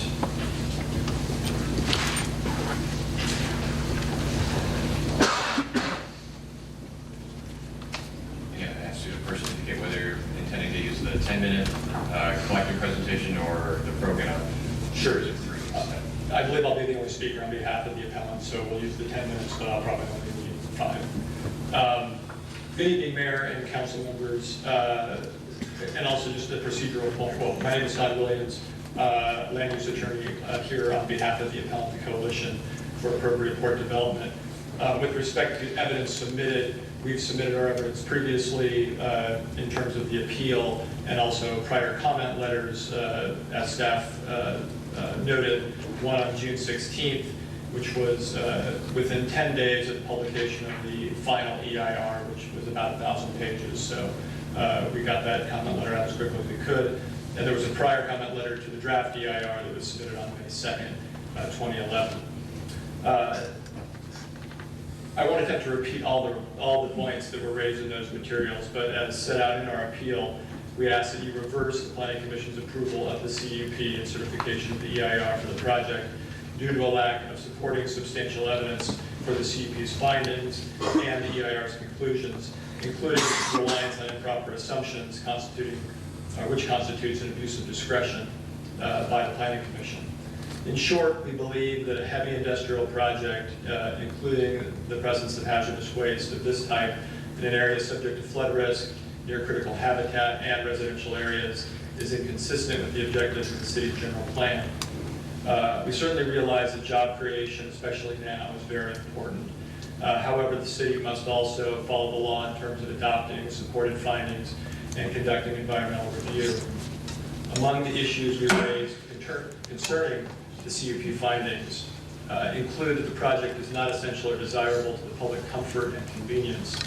The Planning Commission's conclusion that the project will reduce vehicle miles traveled, emissions, and fuel consumptions was not adequately supported. Further, the proposed use will impair the integrity and character of the neighborhood and would be detrimental to public health, safety, and welfare. This recycling facility includes the use and potential exposure from fugitive hazardous waste, as well as auto shredder residue that will be produced, handled, and stored at the site, as well as pollutants escaping from cars and other items that will pass through the facility. These issues are of particular concern in light of the project's location within 1,000 feet of residential areas near critical wildlife habitat. Coupled with the current structural inadequacies of the levees in the region, a flood event could carry such material off-site, causing widespread harm to public health and aquatic resources. The project is also inconsistent with the city's general plan, specifically General Plan Land Use Element Policy 3 of Goal E includes the objectives to promote quote-unquote clean industry. It states, the city shall promote the development of clean industries that do not create problems or pose health risks associated with water and air pollution or potential leaks or spills. As noted previously, the proposed use poses environmental and health risks associated with noise, water, air pollution, hazardous waste, and is simply not clean industry. This project also conflicts with certain general plan urban infrastructure and design element goals from an aesthetic standpoint, with an 8-foot-high blank wall with machinery rising above it, not to mention noise as well as nighttime lighting.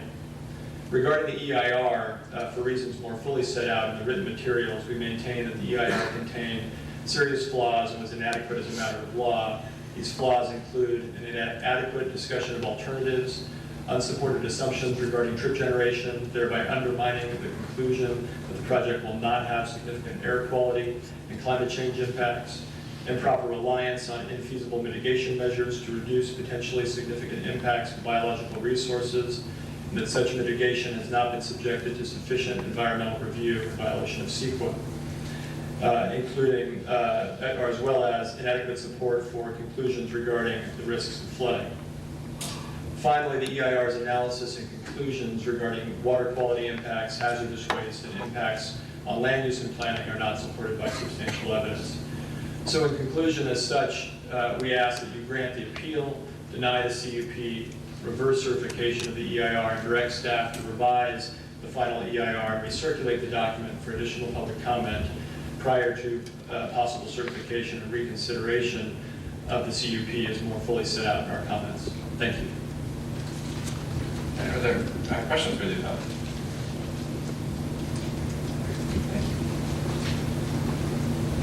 All right, so now we'll proceed to the presentation of the applicants.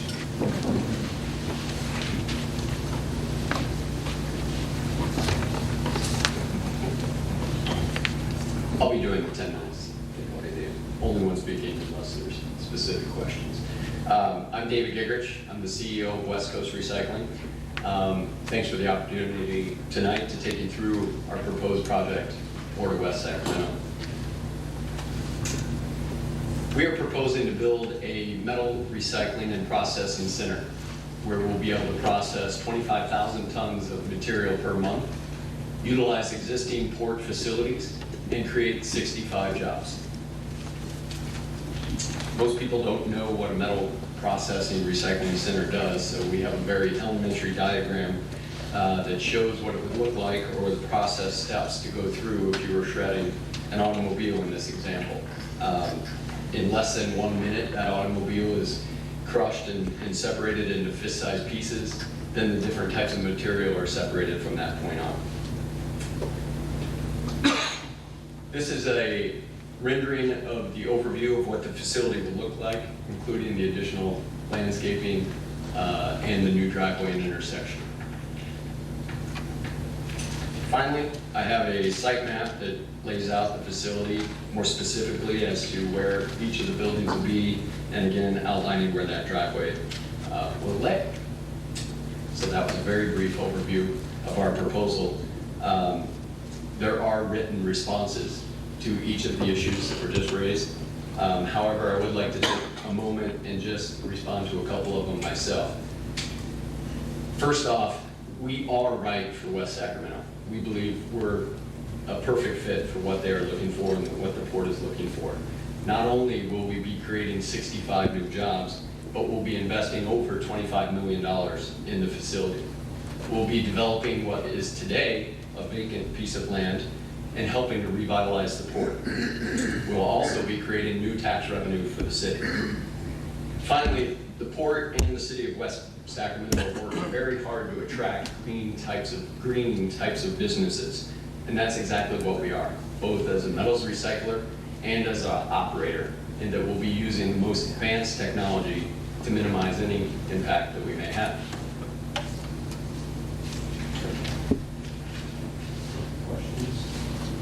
I do. So, Jeff, can you talk about, and it's in the documents as well, but can you address the hazardous waste handling and storage issues that were raised by the appellant?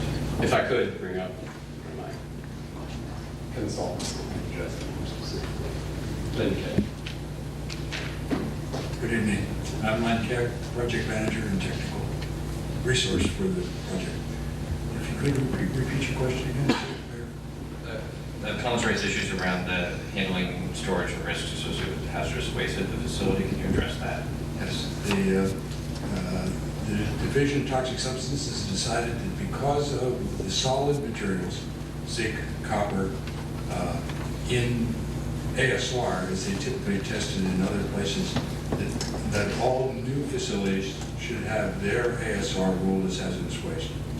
So that means that we will keep the material wet, damp at all times while we're handling it to avoid having any material blow off while it's being handled. We will put it into an enclosed bunker, keep it contained with a roof and 3 sides.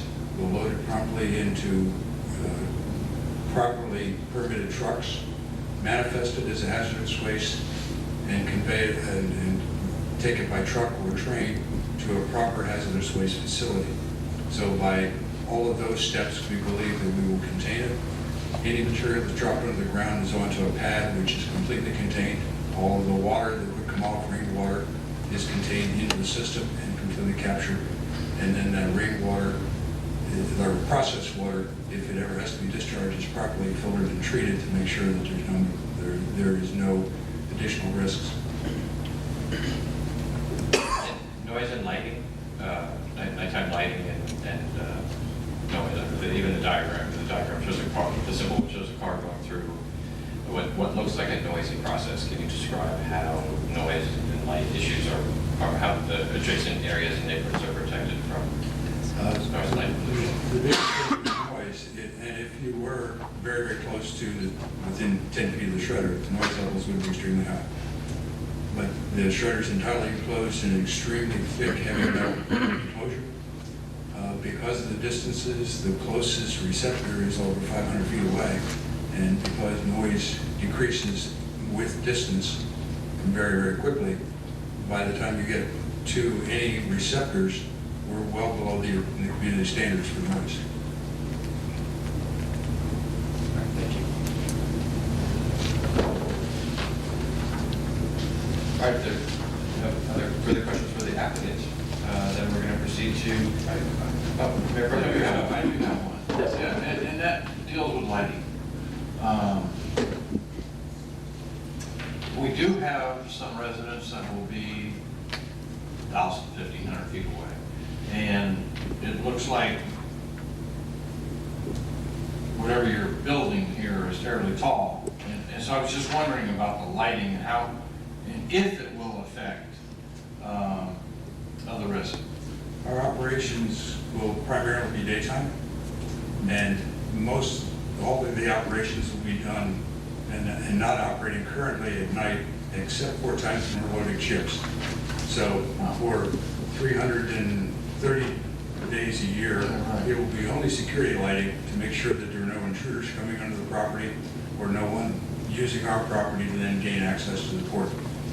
During about 20 to 25 nights per year, we'll be loading ship, and while we're loading ship, we need lighting on particularly the heavy equipment that's loading the shredded metal into the conveyors.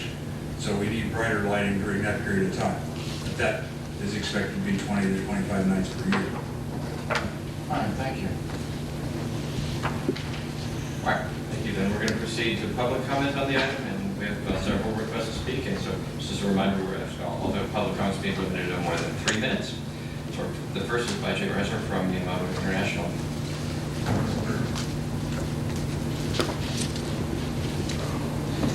I'd just like to address the council to say, as an owner of Miyamoto International, we're located at 1450 Halyard Way, right across from this facility. I'm interested in having a pro-business city, and we've been here a long time. We're a global structural engineering company with our headquarters here in West Sacramento. We have a lot of pride in this city, and we're interested in being pro-business. And along those lines, I'd like to speak on behalf of the project. I've actually had an opportunity to review the EIR report, and in our business we get to review some of these reports and found no problem with it, and discussed with my partners and I, and we decided that we're going to be a proponent of this business, and we support future businesses like it. It's not, we don't have a dog in this fight as far as engineering, recycling facilities. We don't dabble in that. We're just here to support business, and being right across the street, we feel we're one of the most impacted businesses, as far as proximity to the location where this is going. So along those lines, I think that's all I wanted to say. Thank you. Tim Campbell, Jr. Tim will be followed by Derek Peterson and then Dan Reynolds. Members of the council. I'm Tim Campbell Jr., ILW Local 18. We have LOIs in place right now for SSA Crescent and ILW Labor. They're going to be using the business license for 5 years to get the workman's comp rec they need. After the 5 years, we want to make sure we have a letter of intent before we negotiate anything, that they're going to continue to use ILW's labor after the 5 years. That's our main concern. I want that put into the minutes. And that's all I have. Thank you. Mr. Peterson and Mr. Reynolds. Derek Peterson, President, Local 18 ILW Longshoremen Division. We stand in support of this, like the past speaker. We have our concerns to make sure that ILW labor is being used not only in their benefit in the first 5 years, but when that permit, that process is over, that they still continue to use ILW as their major labor force. We do support because it is a lot of good jobs for this economy and the city. A lot of union paying jobs that come out with good benefits and retirement, and that is very hard to find right now these days. So we stand up here in support of this company. Dan Reynolds.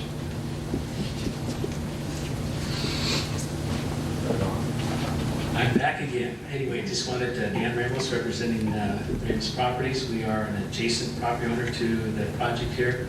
And also wanted to comment that there's been various discussions with the adjacent property owners and property owners in the area. We've been very aware of this project. We want to comment and compliment the staff and the city in terms of their outreach in terms of this and making us very aware of the rest of this project as it's gone through the entitlement and secret process. We've all had a chance as neighbors. We've actually met, discussed this project, looked at the impacts of it. I also want to state that unfortunately Tom McLaughlin, principal of McLaughlin Properties, which is another property owner in the area, and Andy Wallace, principal of Wallace School, which is another adjacent property owners who couldn't be here tonight, asked for me to represent them and share their views here tonight. We just wanted to all come as adjacent property owners and say we very much support this project.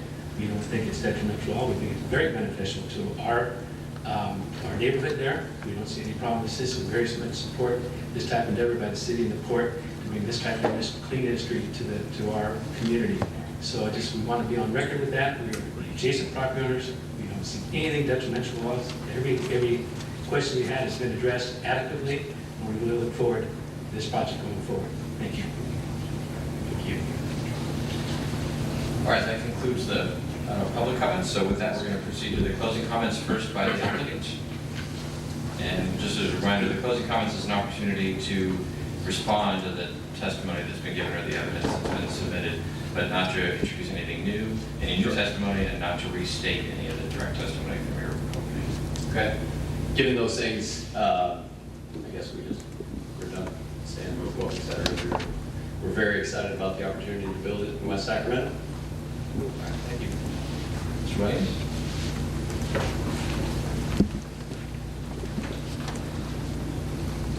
Similarly, no additional information other than just repeating our request from the grant the appeal. Thank you. Thank you. So at this time, then, we'll close the public hearing and ask staff and the city attorney to provide any additional background or address any issues that were raised during the testimony. In addressing some of the comments that we heard from the Morgan Miller Blair attorney, as far as related to the conditional use findings, the regional benefit, I think it's been stated by the applicant, this will create 65 jobs. There is a policy goal within the general plan that says the city should endeavor to bring new business to the city. This does do that. In addition, it provides a regional benefit to the city as well and to the region by having a recycling facility in this location, whereas there doesn't have to be the distance traveled to another facility located further to the south. In regards to the clean industry, as stated by the applicant, the facility is a state-of-the-art facility. It will have to go through the appropriate air permit and permitting agencies and receive permits. And in regards to the hazardous waste, there is a containment process that will be followed, and they stated how they will plan to do that in regards to the ASR. As far as the aesthetic impact, this site is waterfront-related industrial. This use fits within that respective use and is surrounded by other industrial areas. In addition, as pointed out in the attached letter or statement by staff, there are a couple of other operators that operate 24-hour facilities. One is the Federal Express staging facility, and there's also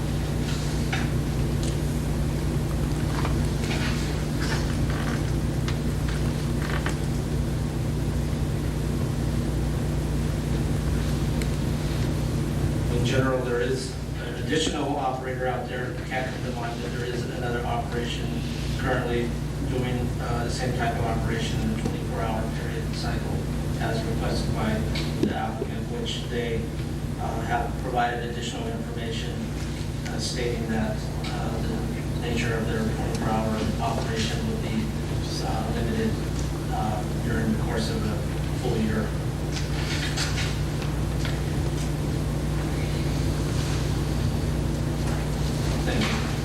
In addition, the 24-hour processing would be the other user is the United States Postal Service that operates 24 hours in the general vicinity of this project. In regards to any additional, in addition, we're just available for questions. All right, are there questions from members of the council? Okay, then we will return to the council for deliberation on the appeal. Comments from Mr. Villegas. Thank you, Mr. Mayor. I would just like to add a little emphasis to the requisite findings, particularly under item number 2, and that is the request that the use be essential or desirable to the public and its convenience. I think, certainly what staff has outlined in terms of the amount of miles that have to be driven in order to reach another recycling plant. 80 miles in one way, there was certainly public comfort and convenience knowing that we can do that closer here to home, and being that there's only 2 others in Northern California, and again, 80 miles in one direction certainly isn't what I think we would certainly consider a green move. I mean, we are trying to attract and to retain green industries in our port, and I think this recycling certainly is good for the port, it's good for this community, it's good for the environment. Not the least of which is jobs. Creating jobs in our community is certainly desirable and convenient for our community in light of the high unemployment rate in this region particularly. So I think the emphasis added to those points, that's all I would add. Comments? Mr. Johansson. Yeah, just a comment, I think it'd be on number 2, item number 2, that what we've been striving to do in our city is to create some type of sustainability, some type of sustainable development in our effort to become more energy conservation, more green. One of the things that this project does do, it helps the process of recycling, it helps the process of green. It's one thing to create products that are recyclable, but the next step would be actually to recycle the products. So it does form an essential element of what we're trying to do here. It's the end of the chain. Plus it supports the jobs, and it also supports the port activity, which we're all really concerned about in the future, and how to keep the port viable and bring our development industry up. So I think this project satisfies this very well. Yeah, I too, I think that it really, there are a number of really positive things about this project, and course, one of them is the jobs. It's absolutely critical. It's necessary, it's needed. And I do think that there are 2 other recycling plants, but they are, as Mr. Villegas has said, they're 80 miles away each way. And so I think that there's some issues that this particular plant resolves compared to that distance. It also adheres to our general plan. We've been doing this for 20-something years now, and this is M3 zones, heavy industrial, it's at the port. It's what is expected. And so, I think that it really meets what our general plan objectives were. I think that they have addressed some noise issues and addressed some lighting issues and other things like that. And I think that the CEQA process has served well. I think staff has done a very good job as far as making sure that there are really no negative effects. And I support the project. Thank you. Mr. Ledesma. Thank you, Mr. Mayor. Just to echo some of the sentiments from my colleagues about the project, and namely its impact and its how it impact our community, and most importantly the port. It is something that the port obviously we zoned it this way, we planned for it this way, to have this kind of use. I think this is probably better than we intended, since it mitigates so many of the potential hazards in the area. And so when we think about the port, we think about it in terms of handling these types of uses. We've been planning for it, and have a recycling plant this close to serve the region, to serve our community, certainly beneficial to us. I'm very supportive of it, but just as it is, it'll improve the port the way we want it to improve, that is by providing a green industry that we have not had before, at least to this magnitude. So I'm supportive of it at this point. I live with I'm a little closer with Mr. Kristoff. I live in one of the neighborhoods that's immediately adjacent to the port, and it has been since the port's construction. And so the issues around impacts on neighborhoods and sound, light, smell, everything, all the other potential industrial impacts are a matter of particular concern to me, as I know they are for all my colleagues on the council and in the community. It's one of the reasons why we worked really hard 5 years ago to get control of the port, because when it was run by the city and county of Sacramento, bless their hearts, they were less attentive to many of these impacts. And so the sorts of uses that have been at the port up until the modern era were certainly not modicums of neighborhood-friendly impacts. We had large piles of wood chips, which, wood is not ugly to look at, although it's not that attractive, a gigantic pile sitting on the port property. But as it would rain, the water quality impacts were horrendous. In the community, there were piles of fertilizer out of the port that were unsightly, whatever the unolfactory adjective is, and also similar impacts on air and water. I mean, those are the sorts of uses. This port, it didn't just pop out of nowhere, in the last 5 years. It has been here for 50 years.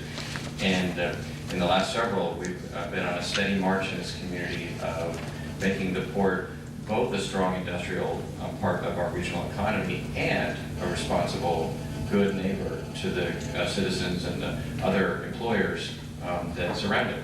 And I think we've done a good job in that respect. The reason why this is zoned waterfront-related industrial and not a simple heavy industrial zone isn't because we were concerned about industry. As has been said, this is an industrial port, an industrial zone of the city that is one of the most heavily industrialized in the region. This is not an outlier. It's essentially, it's fundamental to our general plan and to our community's perspective. But this is zone waterfront-related industrial instead of heavy industrial, because we wanted to assure that we weren't snapping up properties right on the water with heavy industrial uses that didn't use shipping. That it was important to us that we paid attention, that before we allowed a use on the water at the port, that wasn't going to involve in some way the port's core mission of shipping and cargo, that we would get another look at it. And that's the reason why we require a conditional use permit. It isn't because of a fear about heavy industrial. In fact, we've encouraged heavy industrial uses in this area of the city.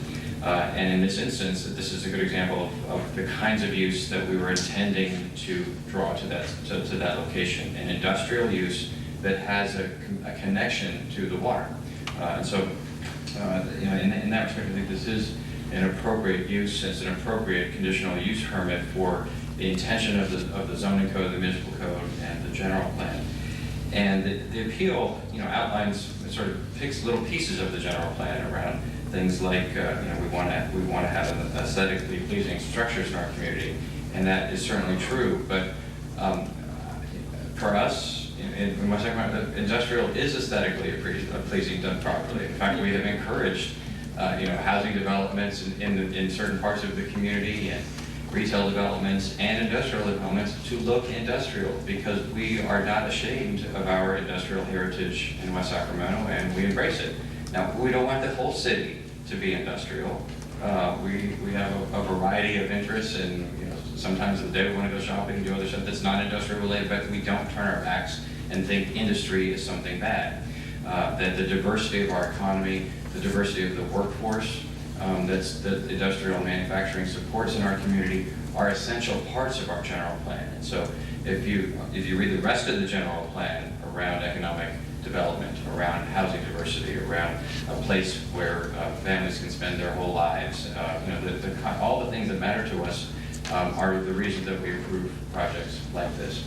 That's only possible because you know, as industrial projects are required to meet stricter and stricter and stricter and stricter environmental standards, which I'm personally very supportive of. I'm sure West Coast Recycling wishes they didn't have to meet as many of them. But because of that, the new uses that are coming into the port, and this is an example, are far, far better neighbors and far, far, far more environmentally responsible than the projects that Mr. Christoph and I have had to live with next door to our neighborhood for years. And so this is part of an effort, an evolution of the port to become cleaner and quieter and less smelly and less dusty. And this is a step in that direction. So I'm less concerned about that. In terms of the benefits, they've been mentioned. You know, this issue around our partnership with ILWU and the long-term sustainability of the port itself is an important part of this as well. Right? If we don't develop industrial projects at the port like this one in the appropriate zones, the port, the continued viability of the port of West Sacramento is at risk. And we and the people of the state of California, since the port is a state district, not just a local one, have declared that the port is an important asset that we want to protect. And so that is one of the key benefits, from my perspective, of this project, is that cumulative with others that have recently happened or are in process, is essential to the continued economic viability of the port and to the continued economic viability of the available workforce. Because if we don't have a strong port-related workforce, because we don't have sufficient projects, we're not going to be attractive to future users either. So this is an important part of that, of that longer-term effort. The challenge for me with the appeal is if we were to you know, sort of take on face the statements and the judgments and the assessments and the triggers and the metrics of the appeal, we really couldn't approve any significant industrial development at the port. And that's not consistent with our zoning, with our general plan, our economic development plan, our well-established policies in the city that have been repeatedly. We've had 3 ballot initiatives in the entire history of the city of West Sacramento. In some 25 years, we've had 3 citizen ballot initiatives. One was on riverboat gambling, and then 2 were on whether or not there ought to be industrial development in the southport part of the port. So on the residential side of the port, not on the main terminal of the port, there were citizen initiatives. And in both cases, the voters of the community overwhelmingly voted to allow industrial development on the south side of the port channel. Right? Nobody ever even questioned whether we would have industrial development on the port's main terminal, and that's what this is. And so I think, you know, it's quite clear both from our established policies and the repeated will of the people of the community who have to balance these questions and the, you know, whatever risks that there might be and all of that. The people of the community have repeatedly said that this is the appropriate vision for what they want to see in their community. So I think for all those reasons, in terms of the overall values and importance of the project, and then the specific issues around both the merits of the claims and the appeal, but also how I think it gets wrong the fundamental underlying objectives that are in the zoning code and in the general plan designation that are at issue, that in this case the appeal is not warranted, and I'm going to support, along with my colleagues, sustaining the approval granted by the actions of the planning commission. Mr. Villegas? With that, Mr. Mayor, we move that we adopt resolution 11-61 denying the appeal of the planning commission's decision and certify the final environmental impact report for the WCRG project, adopt findings of fact and the statement of overriding considerations, and adopt the mitigation monitoring and reporting plan. Then also adopt resolution 1160, thereby rejecting the appeal of the planning commission's decision to approve the conditional use permit and approve conditional use permit 10-7 for the project based on the findings in this staff report and pursuant to the recommended conditions of approval. Second. It's been moved by Mr. Villegas and seconded by Mayor Pro Tem Christoph. And Attorney, you were the additional statements that have been made by the council with respect to the rationale for the sustaining the planning commission decision with respect to the benefits. You don't need additional time. No, they could be incorporated. Those can be incorporated without having to come back to the council. All right, so it's been moved and seconded. Seeing no further discussion, please call the roll on this item.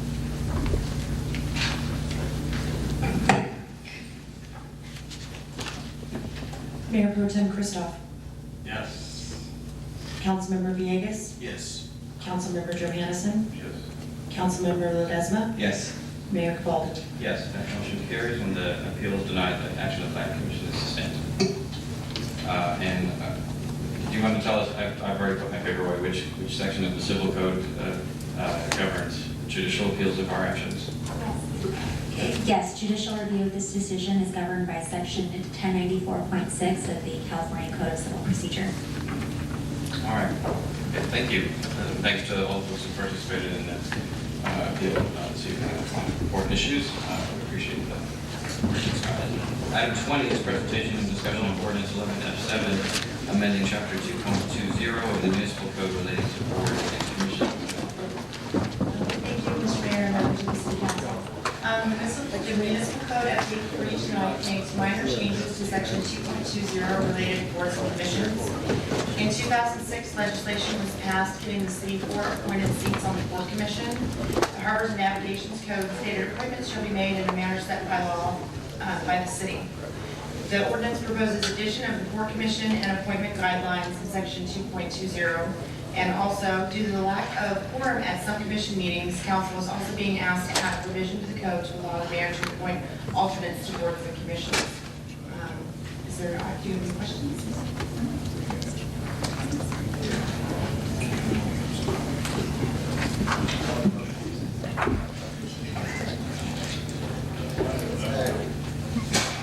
Are there any questions for the clerk? All right, this is a quasi-workshop only. No action to your request. There's no questions or discussion, feedback. All right. Then item 21 is workshop. Thank you, Madam Clerk. Item 21 is workshop and implications of the state budget redevelopment trailer bills on the city's budget and activities. Good evening, Mayor, members of the council.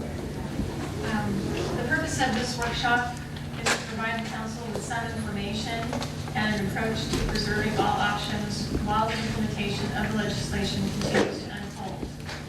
In order to preserve all options, we will be asking you to provide guidance that may seem contradictory. For example, the next item on the agenda will be asking you to conduct the first reading of an ordinance to opt in, while we still are in the process of evaluating which options to take. The staff report provides an overview of the 2 budget trailer bills and some of their potential policy and fiscal implications. There is much more information to be shared on this vast topic. However, it is ever changing at this point in time. For example, new information and opinion was received received today that affects Table 3 contained in the staff report on page 4. There are also significant questions that are still unanswered that could change the city's picture of either option. One example is the pass-through payment to the County of Yolo and whether it remains as is or becomes a part of the remaining amount of property tax that gets distributed to other tax entities. Staff has provided you with a new Table 3 on a separate sheet that you should have, a single sheet with 2 new tables on it. That new table is broken down into 2 scenarios. Table 3A represents the revision to Table 3 in the staff report. This table is conservative and assumes both the city and the county pass-throughs remain as is, but removes the low to moderate housing income deposit as the new guidance provided today. Table 3B brings forth the other possibility that the city and county pass-throughs would dissolve along with redevelopment, and they would receive their share through the distribution to other tax entities. Other looming issues include whether or not the first opt-in payment can be financed or spread over a longer period of time, and also confirmation of the city's share of property tax. Regarding the latter, the staff report assumed a conservative estimate.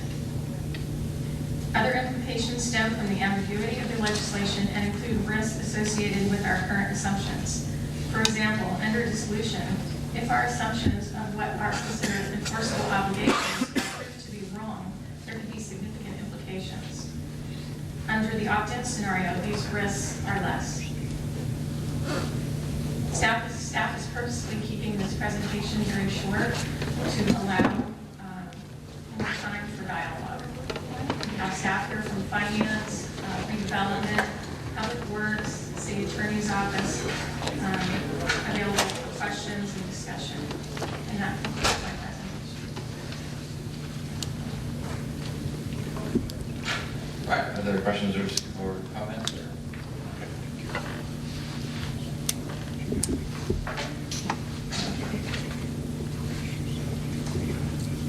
I'll start off. Thank you.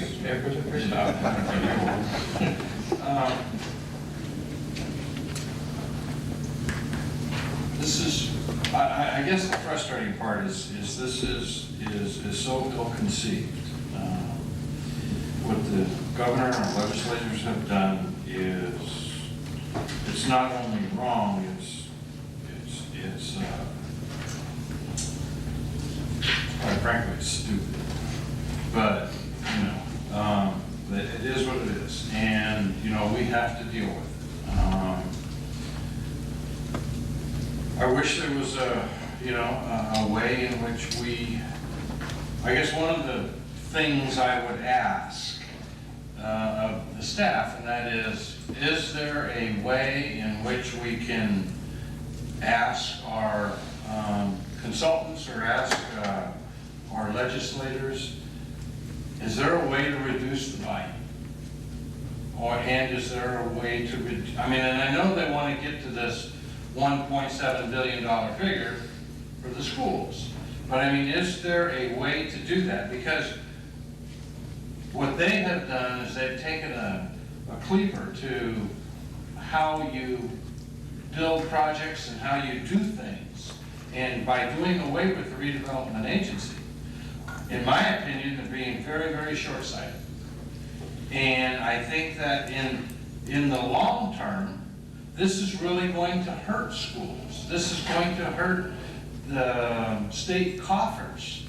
And I can just use one small example here in West Sacramento, and I've used it before, and that is the Palmadesi Bridge.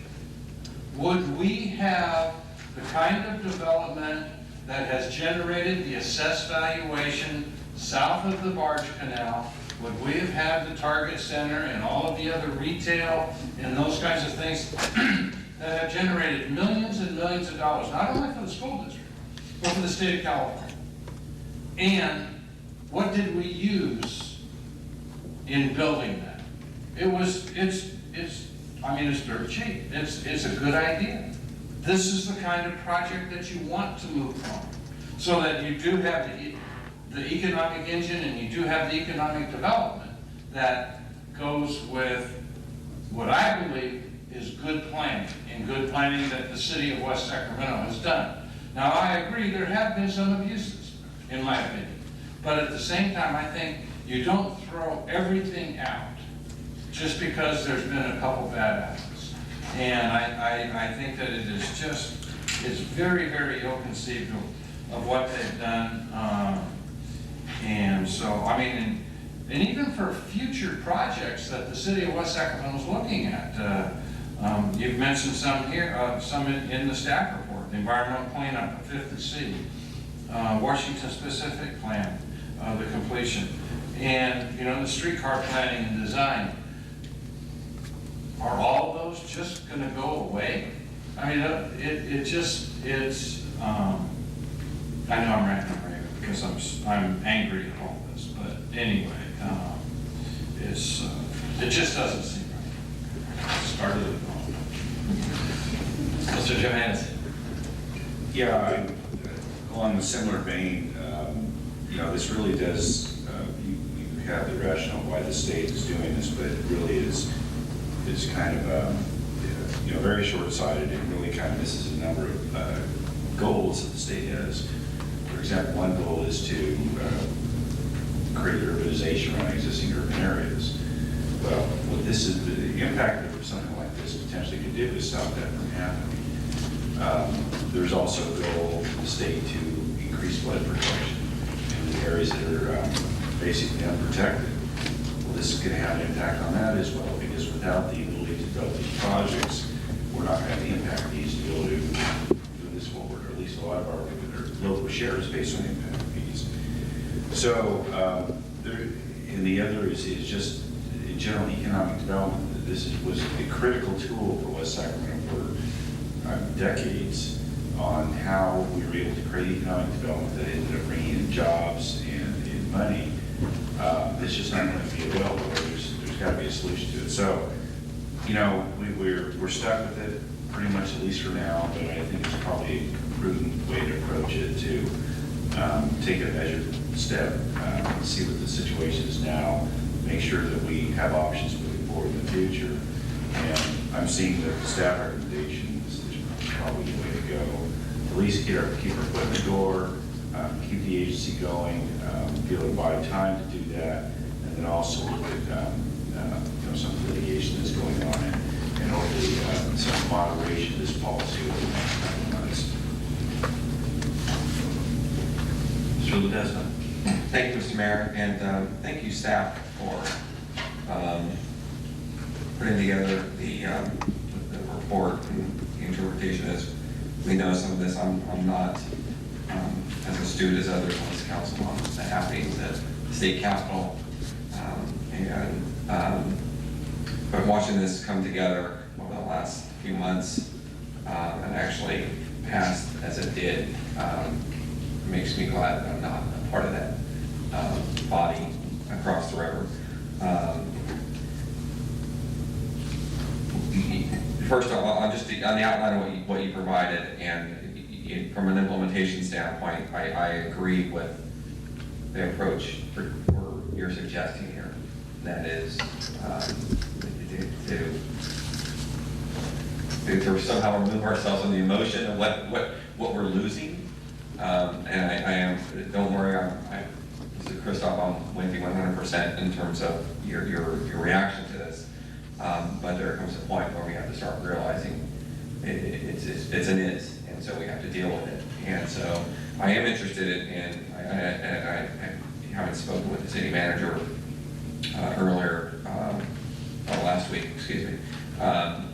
There will be impacts to this, and ones that we haven't foreseen yet, operational impacts within the city hall, as well as the impacts to the obvious ones that we lose in terms of what redevelopment has meant as a tool for us in building a community. I had the privilege of speaking a few weeks ago in San Francisco to a group of planners and others at the Urban Land Institute, and this is just coming down, and Ms. Hamilton helped me as this was coming together. At the same time, And there was a group of people who were just dumbfounded that this was occurring.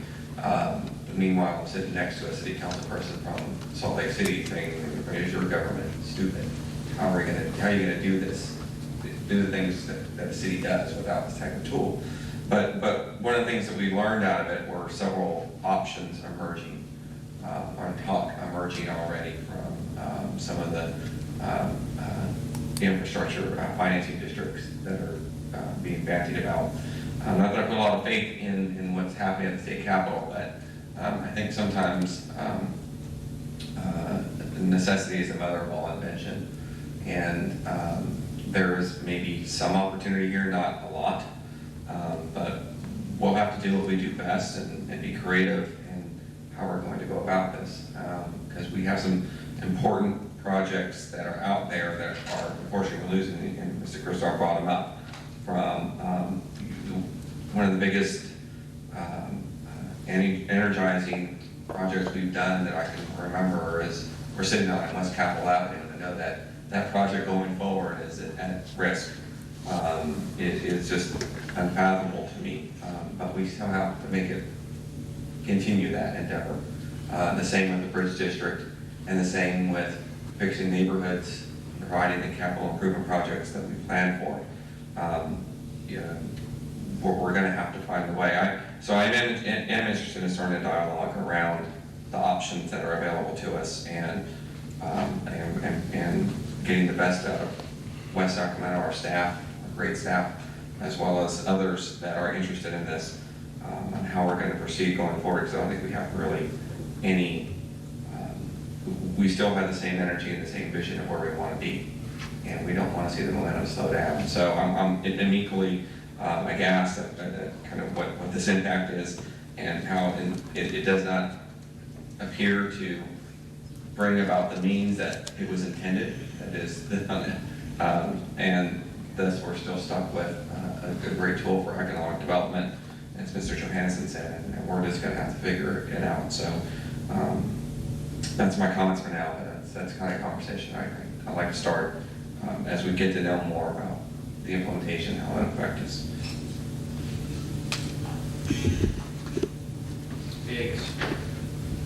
Thank you, Mr. Mayor. Yeah, it seemed, I mean, several months ago when you were kind of going on a regular basis about this issue, like, some of us kind of looked at you like maybe you were a bit crazy, but I think now you're now you're really crazy, but you're crazy with the issue. But I think it turned out almost exactly as you had predicted in the worst case scenario, for us at least, that is. And it's unfortunate there wasn't the vision to be able to, rather than try to go after this one-time $1.7 billion, rather than doing that the way that it was so poorly conceived, you could have created milestones or measurable objectives that actually incentivized economic development, that brought in the tax revenue that we're really looking for. But unfortunately, they kind of threw the baby out with the bathwater in this case. And so for us, it's a very unfortunate. And what's even worse for our community is that although conceptually the idea of, sort of diverting these funds to schools on the surface might be a bit more palatable for our community, it's actually not even that. I mean, in fact, where we are a large redevelopment agency relative to other cities, and almost half of our cities in the redevelopment zone, we don't even see, at least not at this point, it's not clear that our schools are going to benefit from it. So it literally siphons the lifeblood out of our community in a way that is just so poorly conceived. But I think staff has done a good job of sort of tracking it, trying to make some sense of it. Thank goodness that it appears, at least when the staff report is written, the lawsuit was being contemplated. I think they've actually filed that now. So now we're hoping that that will get resolved expeditiously, whatever that means. But it'll give us some direction in terms of where we go next, rather than sitting around waiting to see what the next punch looks like. So, but yeah, the staff report is quite extensive and very informative. So thank you for that.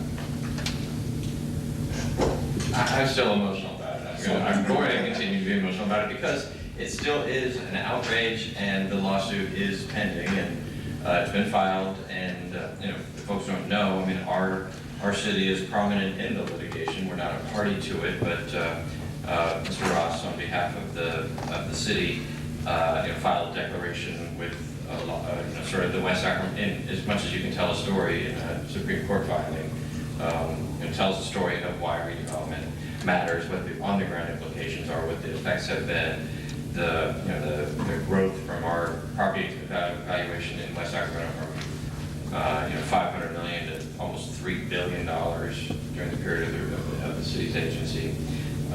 All the effects of it. So that case has been made. I mean, we haven't been at the press conferences necessarily, but we've been providing, I think, the most important part of it, which is the proof point of the redevelopment work. So we have to be able to do this on a two-speed basis. I can be outraged and chew gum simultaneously, and I'm going to keep at it. This is fundamental. It's not just about it's the action that was taken, but also just the utter arrogance that the state government is displaying. And I am now at the point where I want to call it out.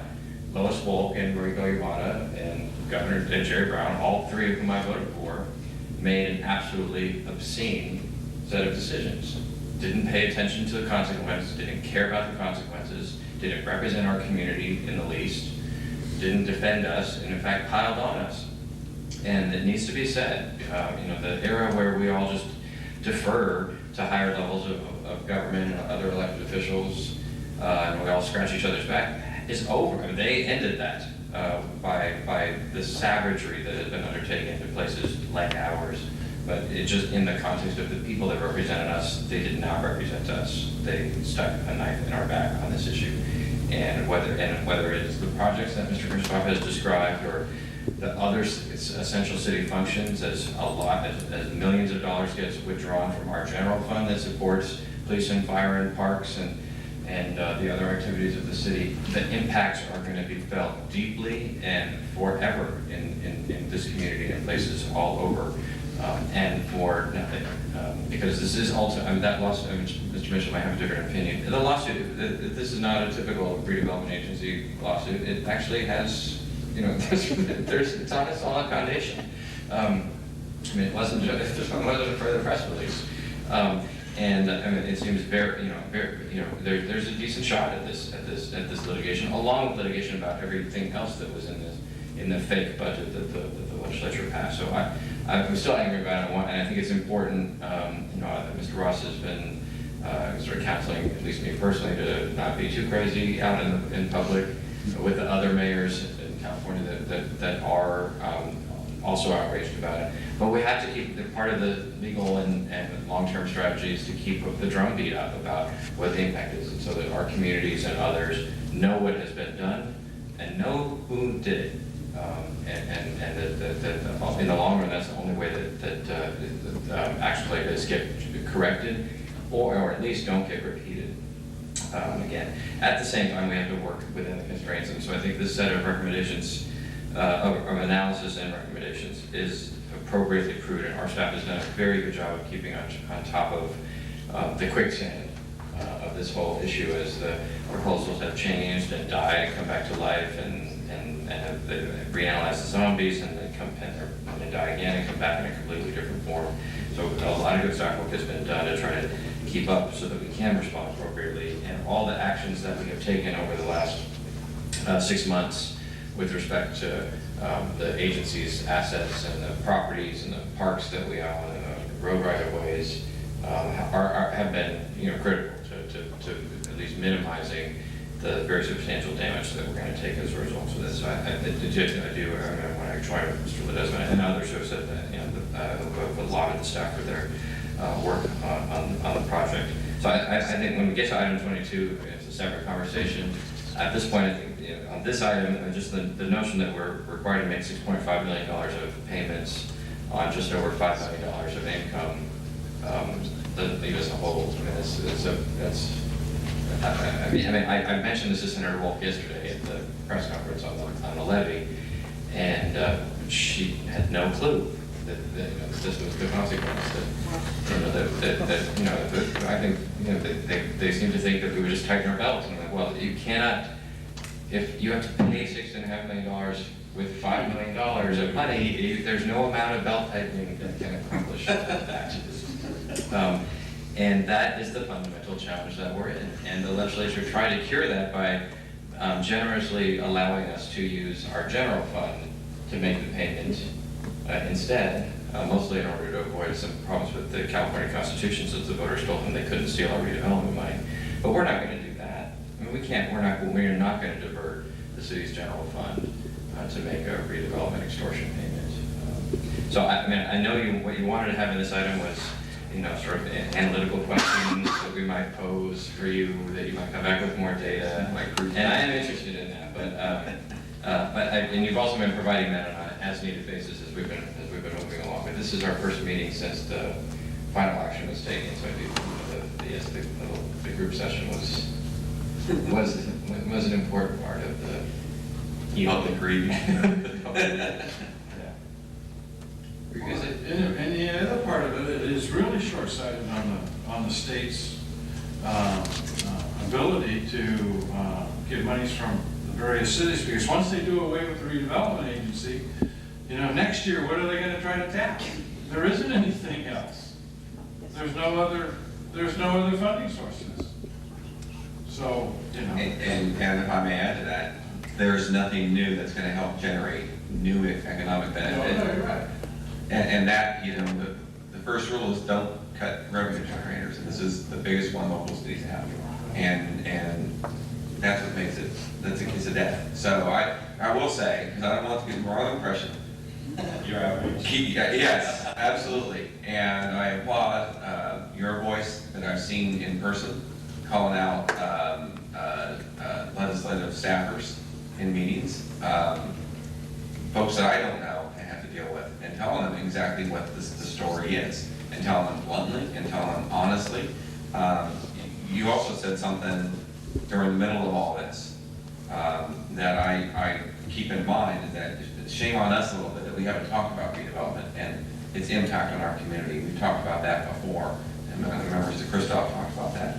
And I think this is a time we continue that conversation, because I think after the budget exercise we just went through, we said openly then that there would be our city services, and our city, our citizens would see a different level of city services.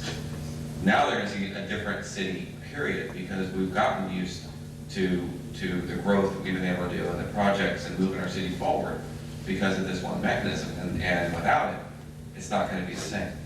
So I think it is imperative we keep that voice up, and we keep pointed in our conversations with folks about what it's meant and what we're trying to get back to by politically keeping the pressure on through our participation or our voice in the lawsuit. I think that is absolutely important, because people have to understand that's how we built this community. It's next year will be 25 years that the city has been incorporated, and to see where we've come and how we were able to do it, which is mainly because of the work Mr. Christoph and his colleagues back in 1987 had the foresight to do, is build this community from the ground up using the tools that were available to them. So I say we need to keep that going, and I'm not dissaying at all. You're right, and we've got to be able to do both. And I think that's what we're good at in West Sacramento. West Sacramento's always had a history of finding a way to get things done. I think that's the spirit we have to move forward.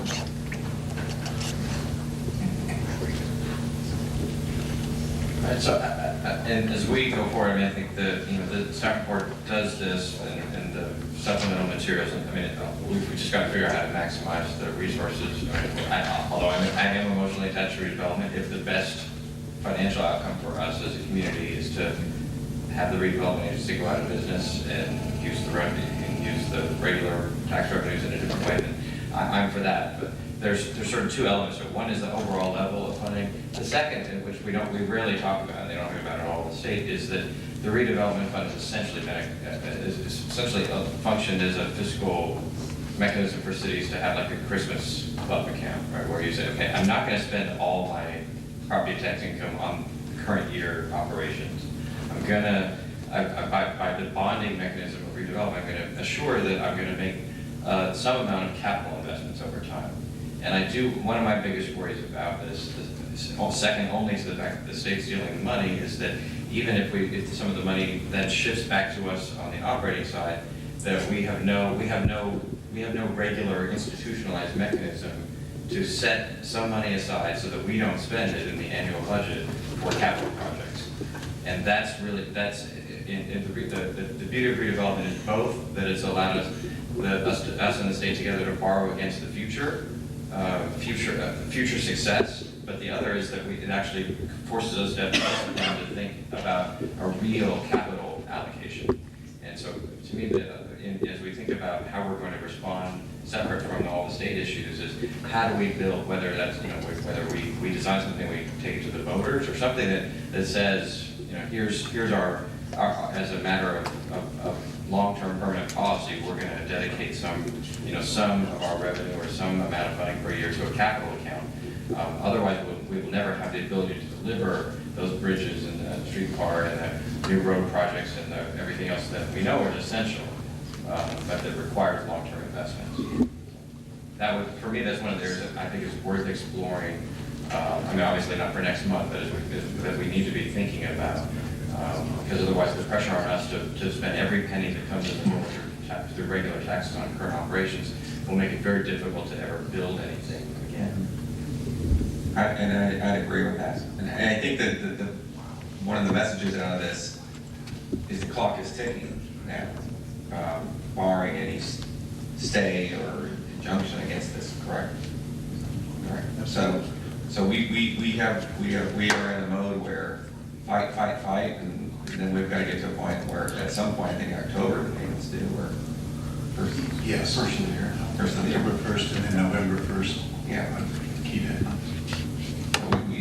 We have to make some decisions relatively soon. Okay, October 1st, we have to. You have a copy, so if you have yours with you, if anybody wants.